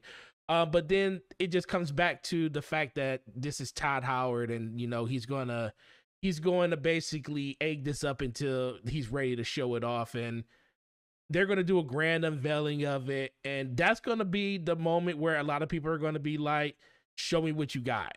And I think it's going to be a lot of people that's going to be super excited for what they see. There's going to be a lot of people that's going to be super underwhelmed what they see, because there's been so much hype around this game. It's kind of hard to believe that it's going to live up to it. But then we said the same thing about Elden Ring. Elden Ring was hyped to the moon and back. And none of us, and I think when I was on the phone with Luca when the reviews came out from Metacritic, I think most of the shock was the fact that they actually, you know, up to that point where before people played the game, that they lived up to the hype. And not too many games live up to that type of hype. And like I said, most don't. They don't. And the fact that we're living in an age now where social media and all of these different influences are out there for people to basically share and, you know, digest all this media any way they want to, it makes it even more of an emphasis where you have to impress your first time out. So I think that's the biggest thing that everybody's kind of just waiting for at this point. So I did get a small, you know, in the minimum things that they said and they, you know, concept art that they showed, I'm ready to see the actual gameplay, show me something of substance that's going to show me what this game truly is going to be. But I am a little bit more excited for the fact that I do think it's going to be a little bit closer to the type of games that I like to play when it comes to those RPGs. Like, I don't like just playing mindless, you know, I'm not going to say something like Dragon Quest or something like that is just mindless, because I don't think they're mindless. They're just not for me. I like those stories where you go in and it's meaningful to the things that you do in the game, to the characters that you impact in the game. And if that stuff's not there, it kind of just falls flat for me. And that's why I'm thinking that, okay, it looks like they're heading in that direction. Now it's just time for them to deliver on that, because I think that's kind of the only thing that they truly been missing, because I do think they have really good stories, but do they tell that story in a confound way where people gravitate and they just want to tell their friends and say, hey, are you experiencing this? Have you seen that? I've been in games that done it. Like I told you yesterday during Brat, when I played BioShock Infinite, I wanted to talk to everybody about that story. No matter who you was, I told my wife. My wife I was feel like, you on that. You know, I streamed that last year, yeah, and dude, I wanted to talk to the everybody. story's good. It was so Yeah, good. It's like being a person that actually experienced all the games all the way through, and that being the crescendo of how I actually felt about the game. I wanted to talk to my wife, and my wife was like, "No, you need to go talk to your gaming friends." And my wife's a gamer, but she didn't want to hear nothing about no freaking Bioshock Infinite. So I had to go talk to people. This is before I worked at GameStop and everything. I had to go talk to people at the store, like, did you beat it and stuff. That's the type of thing that I'm thinking that we need to see from this type of game, because it's literally time for them to like step out of the shadow and show us what the next generation of Bethesda is. And now that they have the backing of Microsoft, I don't think they really were in dire needs of just, the overall structure, because I think the structure is already there. I do think financially they have a backing that they never had before, to the extent that, well, at least over the last generation, I think they haven't had this type of backing. And there's no excuses at this point now. They had a couple of years with Microsoft where they could add and really hone in what they needed to do with this game. And I'm looking forward to it. And I know a lot of people in the chat are looking forward to that too. And I just don't want them to fail when it comes to that, because that could be catastrophic, honestly, when it comes to this game. yeah, I feel you on that. And look, I completely get people who are like into the Bethesda gameplay loop, really being so super excited for this, and that's like dismissing the fake excitement from fanboys that just be like, Right, oh, yeah. like they didn't care about Bethesda at all 3 years ago, but now they're all about them. But yeah, well, we know how that is. Most people in general, do they? I don't know, man. Most people, it's like, do they really even know what they're talking about? Honestly, no, of course sometimes not. I really don't think they do. But in general, it just comes back to, is the game going to be good? And I do think there's a good chance that this game could definitely show out and impresses people as much as Elden Ring has. The biggest thing is Elden Ring has already proved it, because it's here and it's hard to follow. It's just like, I'm a huge Patriot fan, Tom Brady and everything. Whoever whoever follows Tom Brady is going to be a hard thing to follow. I don't care how good you are. Are you going to win 6 Super Bowls? That probably not. But at least, are you going to at least hit that home run when you need to hit it? It's all about being that timely entry, and I think that's what Starfield has to do. And I think Tile hired a number up to it, and they know what they have at stake. But only time will We'll tell. see. We'll see. I'm not gonna say they're definitely going to hit that mark, but we'll see. We'll see. I hope they do. I hope they do. But yeah, Slow-Mo. So Starfield, Elden Ring. We got another game that's coming out later this year that got the actual release date for, well, not the release date, the release window. And that state of play that you said you were looking at the back of your eyelids in part of the time. Tell me. So Hogwarts Man, Legacy impressions. What did you think? I think we got way more than I thought we were going to get, but what did you think overall, what you saw from what Sony was showing during this event for State of Play? look, I let me kind of get the context here. I'm a very casual Harry. I would not call myself a Harry Potter fan. I have read the books, and I think I've seen all the movies. I think. It was more of I didn't do it because I wanted to. It was more of I had a female friend in high school. Don't look too deeply into that, but she was a massive Harry Potter fan, and so like He probably still is.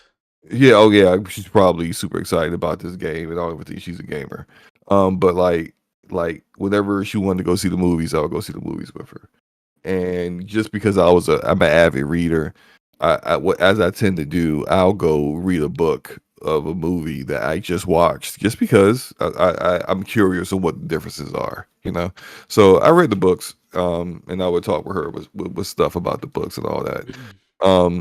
I don't really like if you ask me like some minute trivia details about Harry Potter. I no. I don't remember. So I'm like I will reread like the Stormlight Archives because it's my favorite series. I'm not rereading Harry Potter. Never. So there's no shade to the author's name. I can't remember her name. Whatever. Oh yeah, I can't remember her name either. Hey, what is it? There's no shade to her. I think she's a very good author. She But is. I just don't care to read that again. Anyway, I was bored, bro. I was like, and it could be because I'm sick and I'm on medication. But I was J.K. trying to Rowling's. watch. There you go, J.K. I Rowling. don't know Thank you. how I forgot that. Yeah, yeah. It was like I knew it was two letters in the name. Yeah. Yeah, I just couldn't get it out. But it looks like if I was a massive Harry Potter fan, I would be like fanboying out for that because it looks good. Outside the lip sync look like it's a little off, but it looks like I think they did a smart idea. They did the Kotar thing where they put it in the past so you would have a little bit more creative freedom and not have to worry about the Potter storylines. Yeah, Like you can loosely tie things into what's going to happen in the future, but otherwise you can kind of write your own thing, and you can be a little free with that. And I think that was a smart idea on their part. What's up, B Money? And but I think that I think non Harry Potter fans aren't going to care. Oh, there's the hair. I might play this game just to see the play around with the character creator. Because I just saw what I brought up in my video is the typical cardinal sin of games and hair is that the hair has less detail than the rest of the environment. The environments look like almost photorealistic, very very beautiful art. You see all these details in the clothing, and look at that this one character here where you're looking at her outfit. Her outfit's very unique. And then you'll see like that character's hair has like nowhere near as much detail, and it's just is this a cross-gen game? I believe it is. Okay, so maybe we're looking at Yeah, this is definitely. I believe this is definitely a cross-gen game. okay, so Check here's the scenario we have with that. You could go the route of Insomniac when it came to Spider-Man, and Insomniac had did the old school hair cards method for the Miles Morales game on PS4, and then did a cross-gen. more expensive method of actually dynamically rendering each piece of hair, like each like blade of hair. Knows that blade of hair, but whatever, you know what I mean. Strand of hair, dynamically, depending on how far away or far or close the character is to the screen. Like that's two different methods to go about it. And it seems like if the other way of going about it is that you go by lowest common denominator. Shout out to the homie Codes who told us all about the lowest common denominator when it comes to game development is that you should just implement what you have been doing on the weakest platform. And so more than likely what's going to happen with the new platforms with PS5 and Xbox Series consoles and high-end PCs is that they're going to add more details for like the rest of the environment, screen space reflections, better textures, better lighting, that kind of stuff, and just leave the hair be. So anyway, I just went on a tangent. My bad. Because I'll probably play it. I'm not hyped for it at all. Yeah. And yeah. Maybe Some of this stuff is new to me because I literally tried to watch it 5 times and kept falling asleep. And again, that could be that I'm on medication your melatonin and is really low right now. and the ability to stare at a screen and stay awake and pay attention to what's going on just was not. I did not have enough energy for it, but we'll see what happens later on. Like if I try to watch it tomorrow, we'll see if I still feel the same way. But Yeah, what about you, man? Are you a Harry Potter fan? Are you into this stuff? I am a Harry Potter You got fan. do you have your own wand? Have No, you I done the don't. quizzes to see which house you're in? No, I actually think that would be pretty. I actually did do the quiz to see what house I was in. You know what? Slivering. You too? Yeah, slivering. I'm Slytherin as well. I was mad, man. I I took that was too. I quiz. wanted to go to Gryffindor. I actually wanted to be in Oh, you Ravenclaw. wanted to be in Ravenclaw. My wife Yeah. was in Ravenclaw. She was a little heartbroken at first. She's like, I want to be in Gryffindor. This is like, Everyone wants to be in Gryffindor, but is everyone a is Gryffindor? everybody a Gryffindor? I don't think the Sorting Hat sees it that way. I think the Sorting Hat was wrong for me. The questions they asked, like anybody would they answer the way I answered, man. Come on, tell me I'm a Slytherin just because, like, I look, man, look, I was a little heated. I was shocked. I took the quiz and I was like, all right, just take a quiz. I don't care. Yep. You say you don't care Until you get the response, until you get the answer. yeah, freaking Slytherin. Like I can't see myself hanging out with Malfoy. No, Not at no. all. Not Those two at big all. dummies that were with him all the time. Oh my god, so funny. No, I was thinking the same thing. It's like in general, when I was watching it, I was like, this is a lot bigger than I thought it was going. I mean, shout out to, I think it was B Money, or it might have been E, in the Brap chat talking about this is exactly what he expected from it. I didn't expect it to be this big. I do expect the overall fidelity, graphics, and I like everything the you'll see. animation. Yeah, the animation, the particle effects looks really, really good. I like Yeah, it looks like high there's quality. yeah, it's very high quality. It looks like there's a upgrade path for power with your character and stuff. It looks like they put a lot of emphasis into the combat when it comes to that. And I I must have been asleep at this part. yeah, you ain't this. see all this. It look cool, don't it? Look at this. Yeah, the combat might have me getting this game. That's what dog. I was like literally looking at this game and I was like, when they were talking about this, I know where you fell asleep. You was talking about the whole school thing when they were walking around the school, basically Bully 2. That's what I was looking. I was like, I don't want to do this. I ain't want to do it in Bully, so I definitely don't want to do it in Harry Potter. But then I started seeing the combat, and I was like, oh, you know what? This looks really, really cool, bro.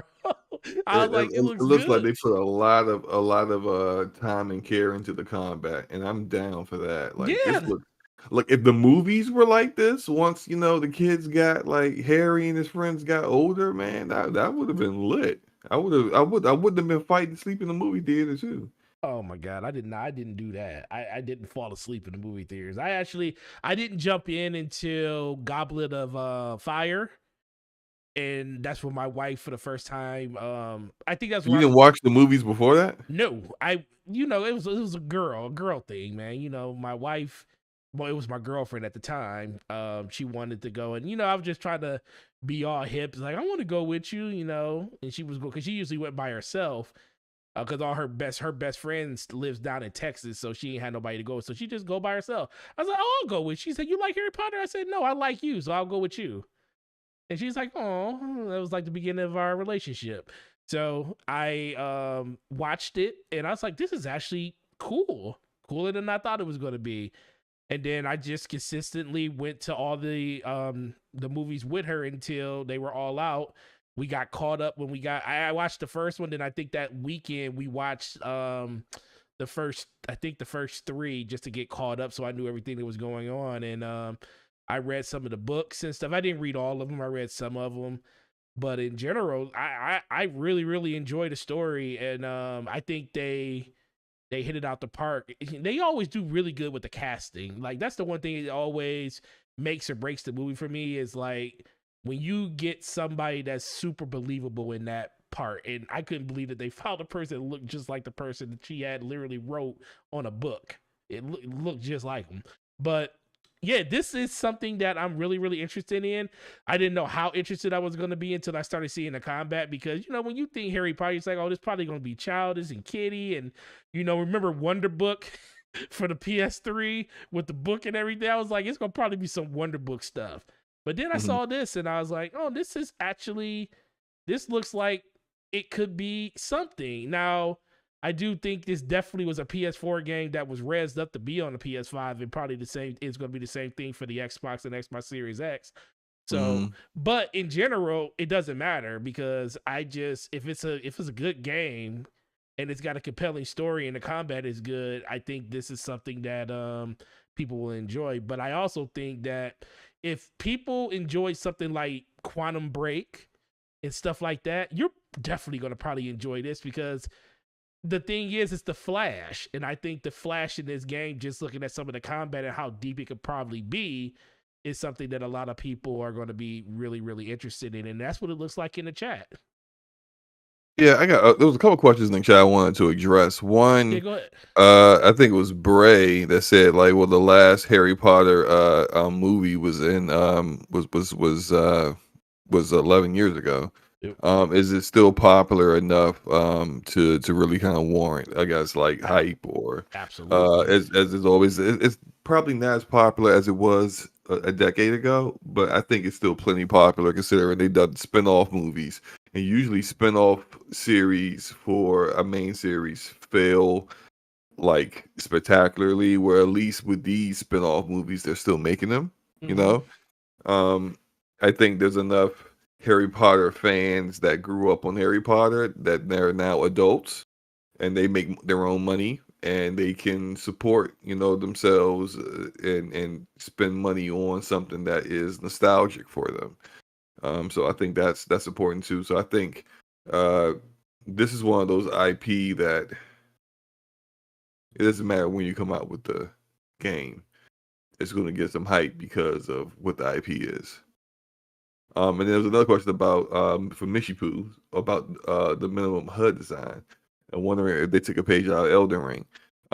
Not speaking as a developer, but speaking to developers, that kind of stuff takes a long time to design.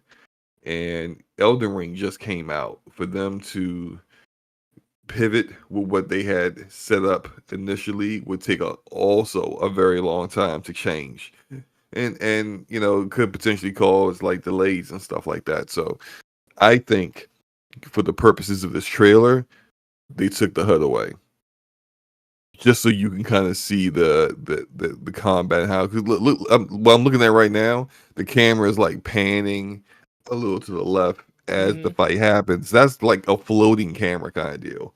That's not how gameplay really is. So I think that they just don't have the HUD on right now, so you can just kind of see what the world looks like. Right. I agree with that. Excuse me. So, now that you've seen some of the combat, where do you stand on it now? Is it more interest than not? Say again, I couldn't hear you. I said, now that you see some of the gameplay when it comes to the combat and stuff, is there more interest than not in the game? Slightly more interest. I'm probably we don't know the release date. It depends on when it comes out and what I'll be playing when it comes out. But more than Okay. likely, if I don't pick it up day one, I'll be picking it up at some point. So I'm probably gonna play it. Yeah, Ramon Terrell says Hogwarts is looking really good to him. A couple other people says the next three. Chris Singleton says the next three upcoming WB games are looking really, really good.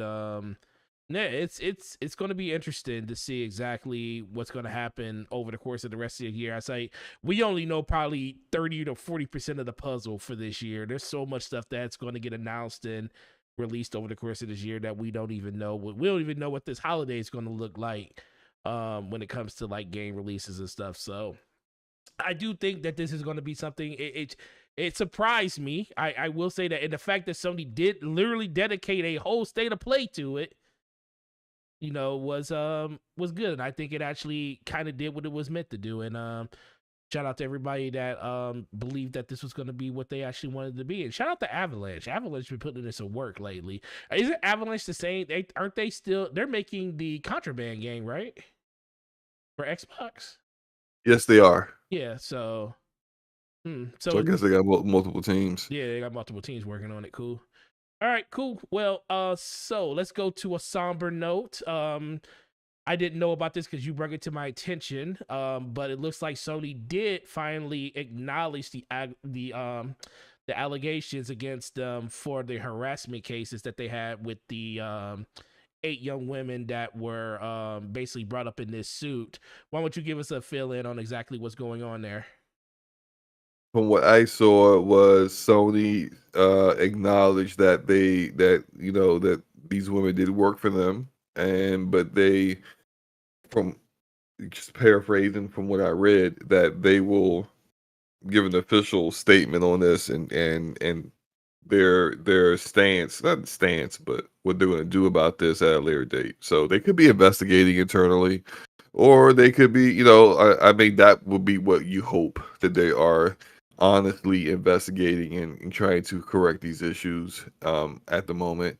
Or you could be cynical, which is, just fine, because people tend to let you down, and they could be just damage control and trying to find a way to uh, get an out of this. The people who are responsible for a lot of the behavior, giving them either their golden parachutes or protecting them, because that's typically what happens when big massive corporations have these kind of issues, is that instead of just dealing with the issue and correcting it, they and their HR usually try to find ways to protect themselves. So hopefully that's not the case, but we'll see what happens. Yeah, in general, it's just the next step in the proceedings of seeing exactly where this is gonna, find itself. I know when we had the show last week, we talked about it, and at that point, we hadn't heard anything. And of course, Sony is gonna, cross their T's and dot their I's. They're gonna put a lot of that stuff behind a lot of the lawyers speaking stuff and not speak out of turn when it comes to stuff that's going on, because they're in an active investigation with this stuff. So it just lets you know that, no matter who you are, what company you are, you always got something going on inside your four walls that you probably don't know about, or you do know about, and you just, it's finally coming to light, and, you're just in a bad state when it comes to actually talking about it. But Hmm. it just, once again, support the women and stuff in the community when it comes to stuff like that. Nobody should have to deal with any of this type of stuff that's happening at their place of work, because it's already hard enough for a person to succeed in this industry, nevertheless being a woman that's trying to succeed in this industry where it's pretty much dominated by males. I just think in general, we just need to pay as much attention to this as possible so we can do our little part in kind of changing the narrative to make sure that stuff like this doesn't continue to keep happening. And like I said, this is like a really short, conversation on this. We just wanted to, say that Sony finally did come out and actually express stuff about the allegations, and we'll just wait to see exactly what goes from there. You got anything else you want to add to it? Oh, I think that's it, man. Until we get more information, I don't think we can really go any further. Cool, exactly. So, final topic. Here we go. Halo, listen, Halo Infinite, they have a TV show that's coming out. And matter of fact, a week from today, Slomo. A week from today. And I have a Twitter post up on the screen right now. Oh boy. Oh boy. So this is from the Variety. It's basically going over a lot of the information that the showrunner Stephen Kane talked about You have the. it. Okay, I see it now. Yep. Here we go. Stephen Kane has talked about shout out to the Xbox when it comes to having the Internet Explorer, so you can literally just do it this way, and it comes up big enough so you don't have to zoom in 300%. But yeah, Stephen Kane's the showrunner. Came and had a lot of stuff to say about what's going on with just the discussion about the Halo TV show. Reviews did come out for it I believe earlier this week. Ryan McCaffrey, I think, gave it a 7.5 out of 10 for the first episode, or the pilot episode. If you haven't Okay. checked it out, go check it out. He had a lot of interesting things to say in that. Some things that, I mean, I haven't seen it yet, so I can't agree or disagree with it, but it's a nice lifted test on where it could be.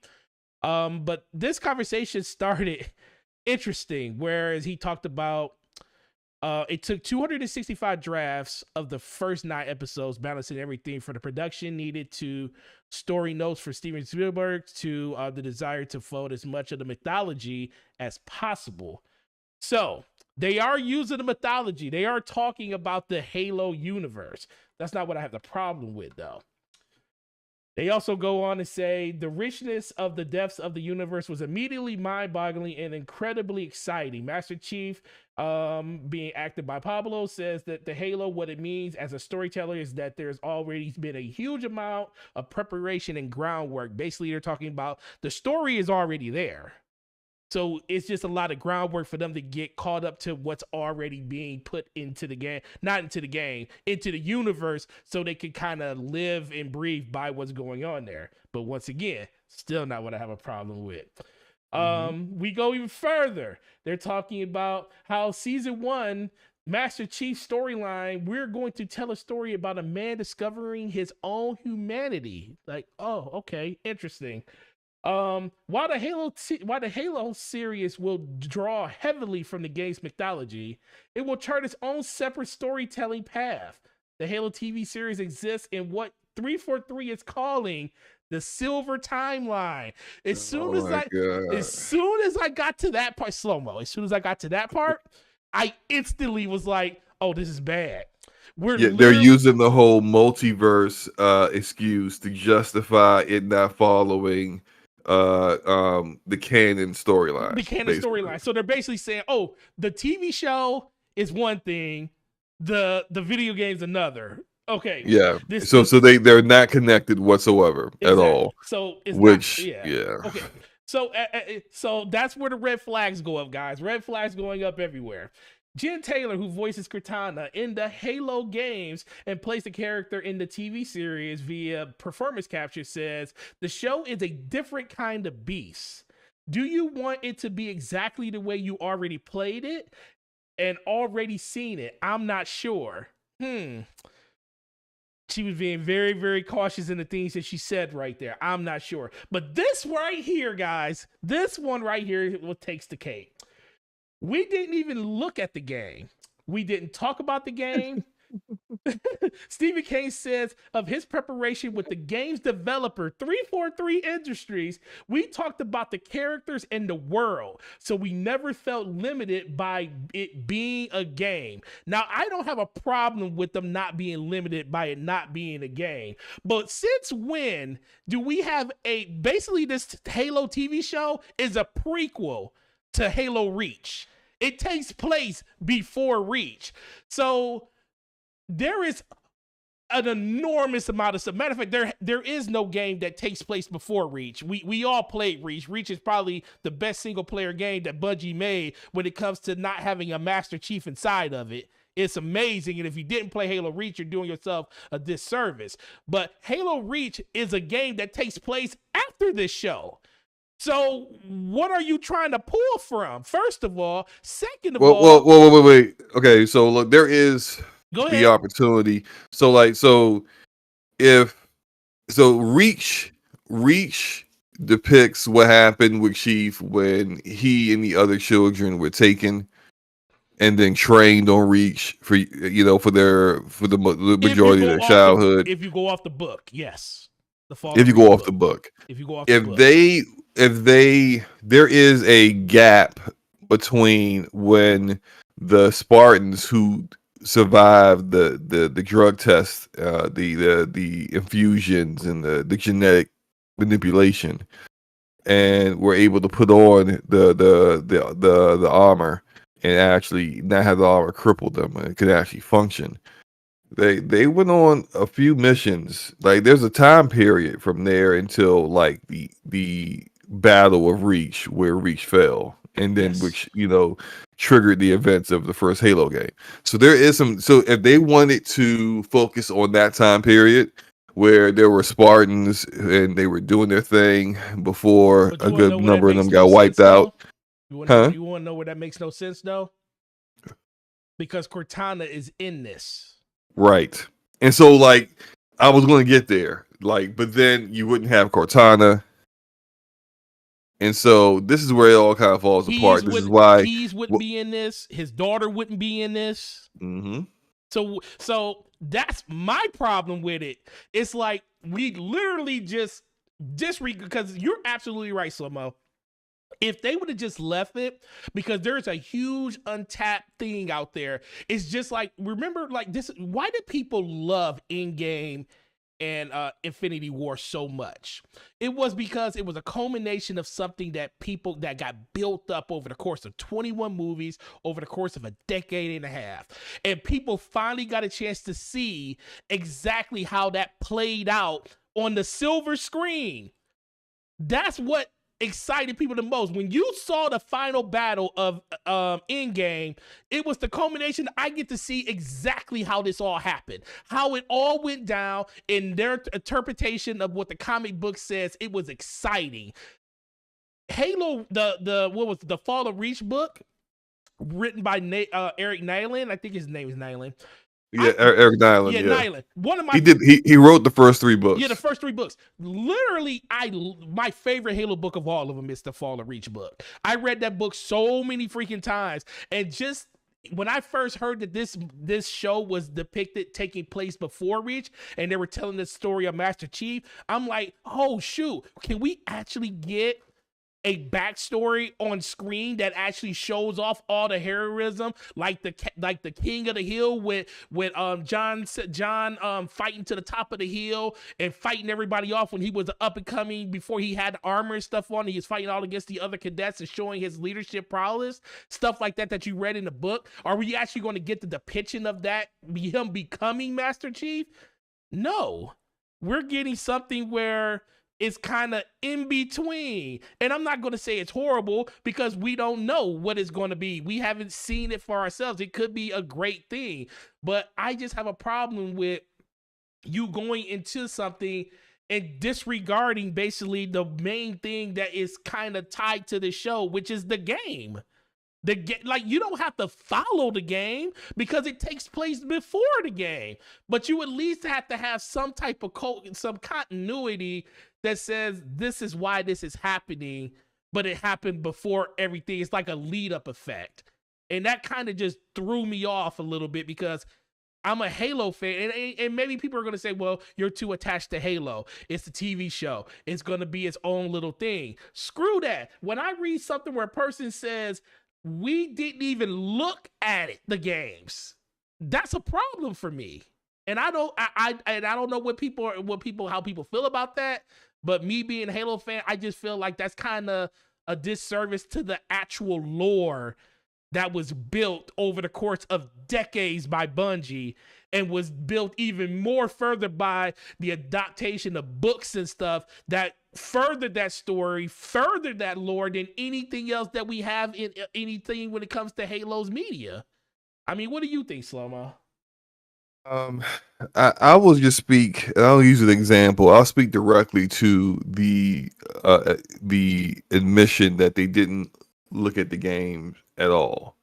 Which, look at the game. That sentence. We didn't look at the game. Forte, do you look at games? Yes. No. Oh no. Yeah, I know what you mean. No, I don't. You play games. Exactly. They didn't play the game. So if there is a episode, let's say it's episode 4, and there's a sticky grenade, a Covenant sticky grenade on the ground, and she picks it up and throws it, activates it and throws it at an enemy, and it bounces off of him, or it ricochets off of walls and then hits him in the back or something. We got a problem. Halo fans will be like, we got a problem. What the hell was that? What is that? That's a sticky grenade. It's supposed to stick to whatever it hits. Mm-hmm. But if all you did was talk with 343 about the world, we talked about the world and the characters. Yeah. That's all you did. It's the little details that you're not going to get right, and that people are going to look at and be like, man, this ain't Halo, yo. This is not Halo, because this doesn't make sense. This isn't how the things in Halo work. You know, I'll bring up two examples. One, the movie hasn't come out yet, so it could be terrible, but we'll see. But I think about how the director for the new Division movie that's coming to Netflix Mm-hmm. talked about the game. He's a fan of the game.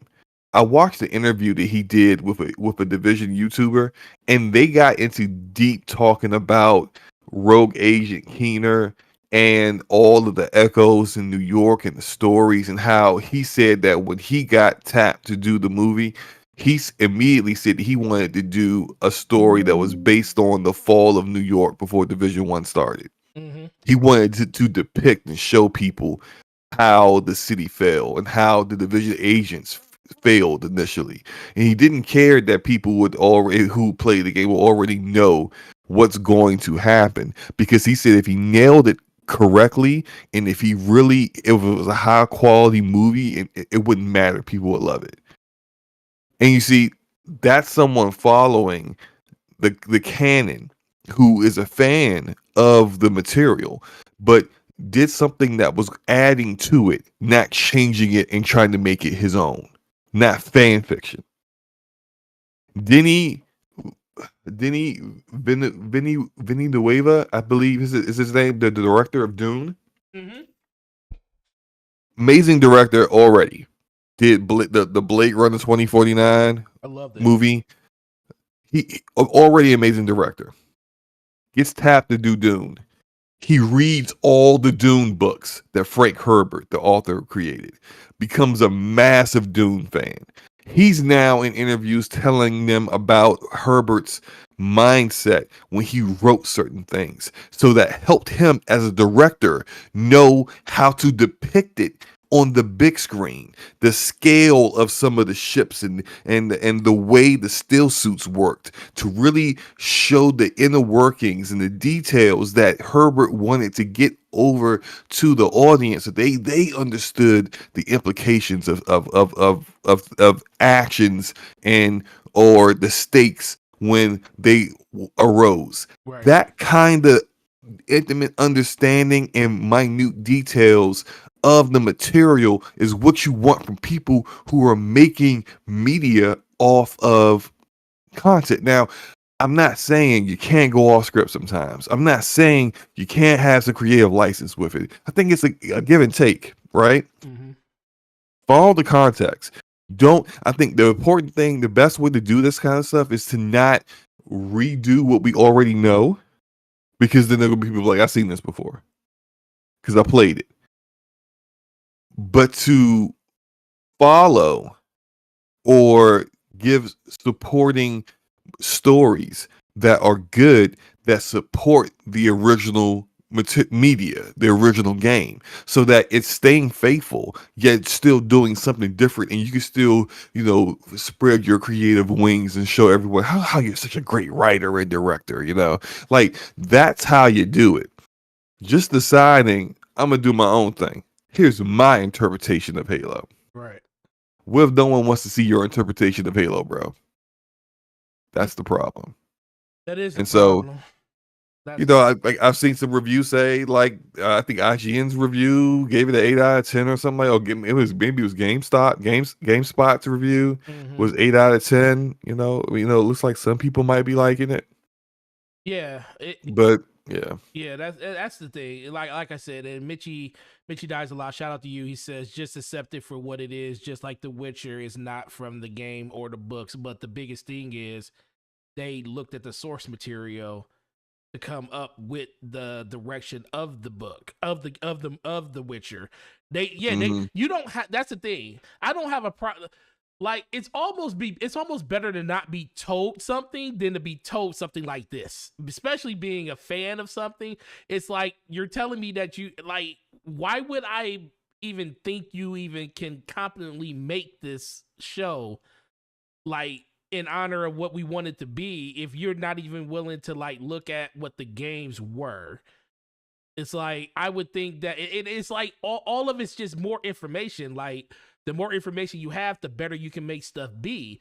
Like, you can go it kind of gets some of the nuances out of the way when it comes to like just the way the sets are built or stuff like that, or like the way that Master Chief interacts with just his with other Spartans and stuff in the game. I mean, we don't really have a big ample size of that, but it's just a simple fact that that stuff is something that you can get.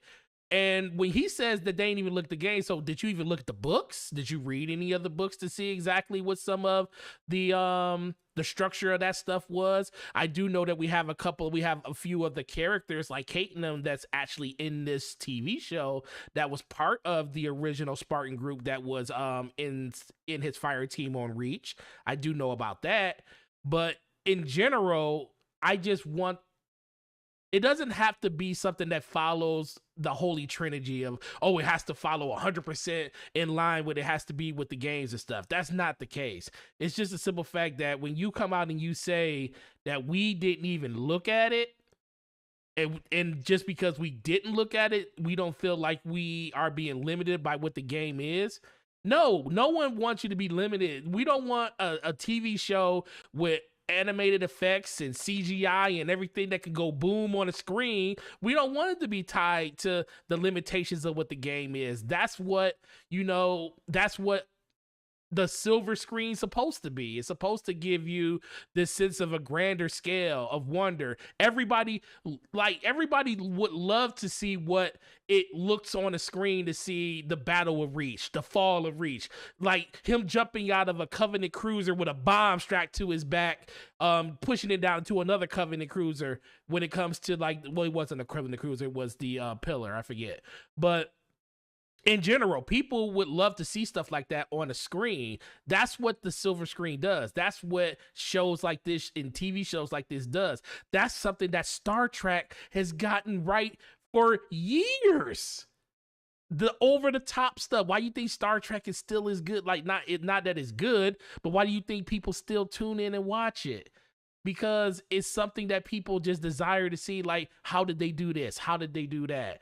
And that's what I was looking forward to in this. And it's not saying that it's going to be bad. It just doesn't set a vote of confidence that this show comes out in a week. We see some of the reviews, and some of the reviews are like, okay, it's good. I haven't seen nobody that's truly blown away by it. And they're caveated by saying that it starts off really slow. The CGI is okay. And I understand CGI costs a lot of money, a lot of money to do. Like some of these shots probably cost millions of dollars to make, but Microsoft is pouring money into Game Pass, and it just also goes back to the fact that I just feel like it doesn't seem like they're putting their all into their number one IP. But maybe it's not their number one IP anymore. Maybe they're just happy with the cash cow that it is without actually adding more to it. Because I feel like Halo deserves to have something bigger than what they're actually, showing, or what the perception of what they're showing in this TV show is. And like I said, I'll hold judgment until they actually release it to see it for myself. But from the early reviews, it looks like it'll be good, but is Halo just supposed to be good, or is it supposed to be great? And that's the problem I have with it. I saw some people on Twitter saying things like, well, they brought up Marvel Studios as an example of not following directly the material, the Marvel comics, and it being successful. I think the difference between that and this is that the directors and narrative teams for Marvel Studios did their research anyway, and they made choices to smart choices when to not follow the comics. For example, Thanos. Oh, with in the comics, the whole deaths thing, yeah. His motivation for killing half the universe had nothing to do with balance. Nope. Like, there were actually people out here who, I think kind of ridiculous, but there are people out here who agreed with Thanos on the balance thing.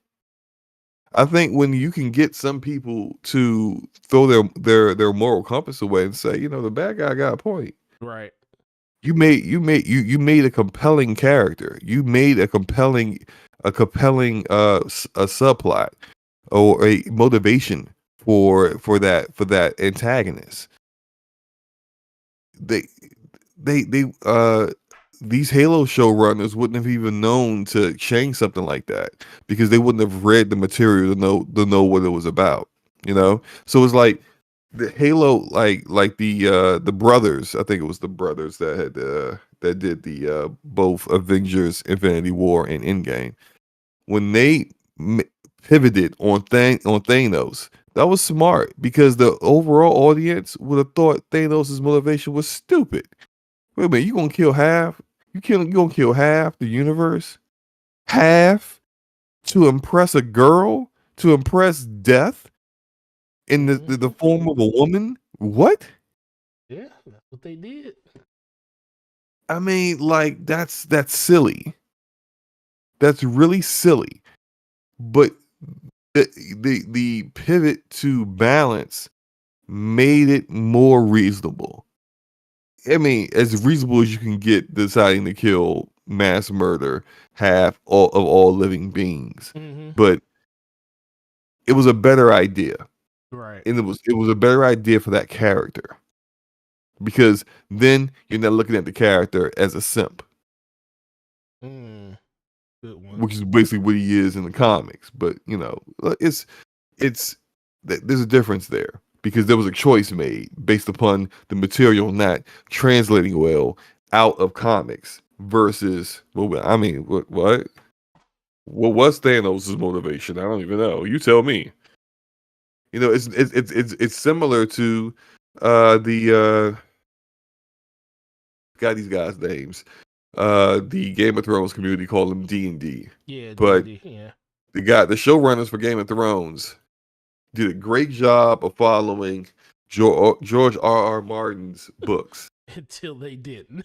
Until there was no more books to follow. Books to follow. And they had a rough outline of how Martin wanted to end the series, and they had to write it themselves. And it was a freaking disaster. You know, the funny thing is, I don't think it was a problem with the direction they went in. I think the biggest problem is the fact that they rushed. They rushed to the end because the brothers had that Star Wars deal that fell through. Yeah, that ended up falling through. That and it fell through because of how they ended Game of Thrones. Exactly. They literally bombed the last, because remember, HBO wanted to do at least 10 years.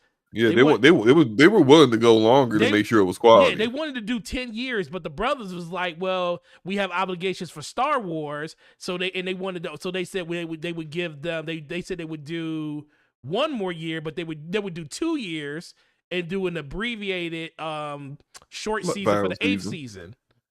Yeah. And that was the problem. Like, the whole battle at Winterfell literally happened in 2 episodes. That should have been half a season, if not 1 season by itself. And they would, because I don't think the problem that they went through was that. I just think that they rushed it. Like, it's like so many plot holes just opened up all over the place because you wanted to rush to the end. And you ended up not even working on the thing that you were like rushing to the end to get to. And that was the disheartening part of it. And like I said, this goes back and going back to the Halo thing. I just feel like at a certain point, Halo... Do you think Microsoft truly respects Halo? Well, not respect. Respect's not a good word. Do you think they value it as much as they valued Halo back in 2007? Nah. That's how I feel. I literally feel like they don't. I feel like they understand that it's a $1 billion franchise. I do think they know that, but I don't think they nowhere near value it as much as they used to value it. Because if they did, decisions that they've been making over the last couple of years when it comes to just the game in general, and I'm not saying, like I said, I haven't seen the TV show, so it could be great, but Microsoft in 2007 would have went out and had the most ridiculous budget for a TV show ever. It probably would have cost them more to make the TV show than it did to cost them to make one of the games. That's how much they were behind Halo back then. The marketing budget for Halo was unheard of. What was the marketing for Halo Infinite? Was it anywhere near the marketing of what those older Halos were? I don't think so. Maybe people are going to probably say because, well, social media is kind of free marketing, so you really don't need it. But everybody's not on social media. Like literally, the majority of the world's not on social media. But guess what? Guess what Sony did? They made a subway in the biggest city in the world and put Spider-Man in it. And guess what that did? It made news, and it was all over the place. And then guess what they did? They went to one of the most popular sports franchises in the NBA and put what on the side of a Lakers arena? God of War. Put it on the side of the Knicks arena. Put God of War there so people can see it. Where people normally don't watch and play games and stuff, they made sure that it was available there. When Halo was in its heyday, Halo was in the bright lights of Times Square. You don't see stuff like that no more. So it's just, it's like a different philosophy. It's like, do they like you know that they care about it, but they don't, it just doesn't seem like the value is there as much. It's like, I love you, but I don't love you as much as I used to love you. And that's the hurtful side of it. And I could be reaching, but that's kind of how I feel at this point. But yeah, I agree, man. You know, I can't disagree at all, man. I really wish that, you know, I had a feeling that this was going to be the case because we didn't get, usually when you get an adaptation of a video game, you get early on some indication of, because usually they're proud to tell the fans that they did their due diligence, that they looked into it, and they are some of it's fake. We're fans just like you. You know, look at that. You know, you didn't know what this was 2 years ago, but still, but like it's at least the attempt to do so. When you don't see the attempt, it's kind of throws up an alarm for me, because it makes me kind of wonder what's really going on and what's really happening behind the scenes. Yeah, and Chris Singleton says like the budget of Last of Us. Okay, let's be for real here. Microsoft's biggest IP that they have is Halo. Their biggest thing in entertainment is Halo. So you would think that if you're going to make a TV show on it, the biggest thing you would do is put a lot of money behind your biggest thing. It doesn't feel like they're doing that. Now, when you're talking about Sony and PlayStation, Last of Us isn't even close to the biggest thing that they have that they could put on the screen. Anybody know what Spider-Man is? That just went over $2 billion in the middle of a pandemic? $2 billion. So I don't expect Sony to go out and do something like drop $500 million or $250 million on something like Last of Us, because that's not something they definitely don't prioritize that more than they do something like Venom or something like Mobius, or even nowhere near Spider-Man. So I expect Sony to do what they did. But when Microsoft is going out of their way to like try to get the Halo IP out there more, I just feel like they should do more, because that's what that franchise deserves. That franchise deserves the limelight that it's always had, and it just doesn't feel like they give it to it anymore. It didn't deserve to have its knees chopped off by not having co-op day one available for people to enjoy the game when it came out. It didn't deserve a lot of stuff that happened to it. The game is here now. I love the game. I don't play it as much as I used to because there's really nothing to do until the next season comes out, and that's okay. But in general, I just feel like it hasn't been cared for like it should have been, or at least in my eyes, it should have been. It could be perfectly fine for them, all they know. But I know a lot of you guys out there that love Halo. You can't, I don't know, you might be, but it's hard for me to believe that you guys feel that Halo is as great as it used to be, because it hasn't been, at least in my eyes. So, well, when it comes to budget, I see people talking about budget in the chat. I did read something about the Halo TV show, said that it cost about $10 million per episode. So that's not not cheap. You know, 90 million, 100 million. Yeah. They said what is it, 9 episodes or 8 episodes? I don't know how many episodes. Yeah, that's my biggest. Like I said, 10 million.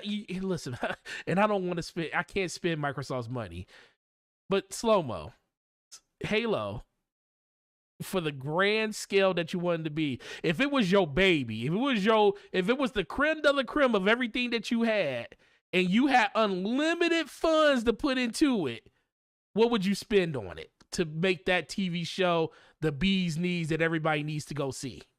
I don't know what number I could put on it, but it will be whatever it took. Whatever that just like, guess what? Just like whatever it takes for Game Pass to be successful, which is definitely costing them more than 10 million per whatever it is that whatever, no one really knows what it is.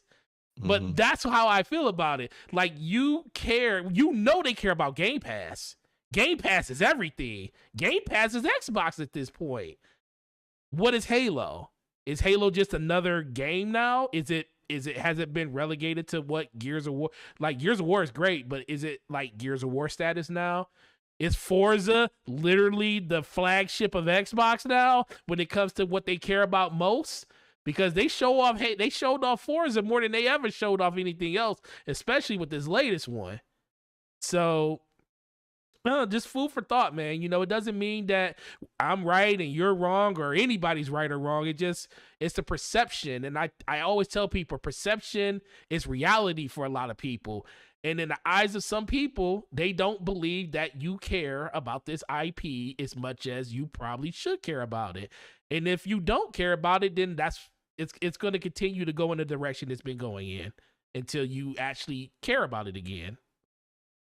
So, all right, man. Well, Slow-Mo, this was a great show. We actually made it an hour and a half an hour past time.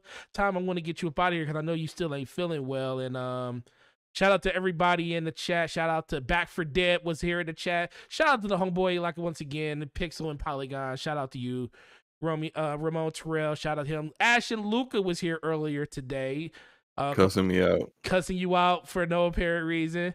Shout out to Capono. He was up in the chat today. Shout out to Chris Singleton, man. Shout out to you, man. I really appreciate it. Dr. Sarakis was up in here. Appreciate all you guys. Mitchie Poe, shout out to you. Amazing show, guys. Slow-Mo, will you please let all of these wonderful people know exactly where they can find you at? You can find me at the name Slow-Mo Backslap on Twitter, Twitch, and YouTube. All the same name on all three. And I do videos about games that I love, whether they be RPGs or shooters, whatever. A lot of titles that a lot of people haven't heard of. So check that out. As well as more thought-provoking. Let's have a conversation about, some interesting topics. Like what we talked about before about black hair in video games. I do stuff like that too. So if you like that kind of content, come check the video out. If you want to learn something about the video game industry and how the process works from someone who doesn't really do it themselves, but does a ton of research to figure it out and explain it, then yeah, check it out. I'll also go live as often as I can around lunchtime. I do lunchtime with Slow-Mo on my Twitch channel. And I sometimes just talk about what's going on in the gaming industry, but a lot of times I'm playing a game as usual. So come on through, hang out while you're eating lunch at work, and we'll have a good time. And great hosting, Forte. Great show, man. Yeah, definitely, man. I appreciate it. You're already on the channel. Make sure you hit the like button, hit the sub button. Appreciate everybody. Appreciate all the love through the super chats and stuff today too. You guys are truly amazing, and it's never needed and never wanted, but it's always appreciated when it does come through. So thanks to everybody that came through in the chat, and we will see you guys next week for episode 76 on the Homeboy Slow-Mo / channel.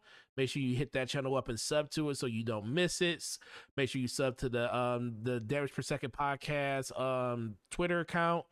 And we will see you guys for the show next week. And you guys have a great week and enjoy the games that you're playing. Don't let the games enjoy you. Have a good day. Peace.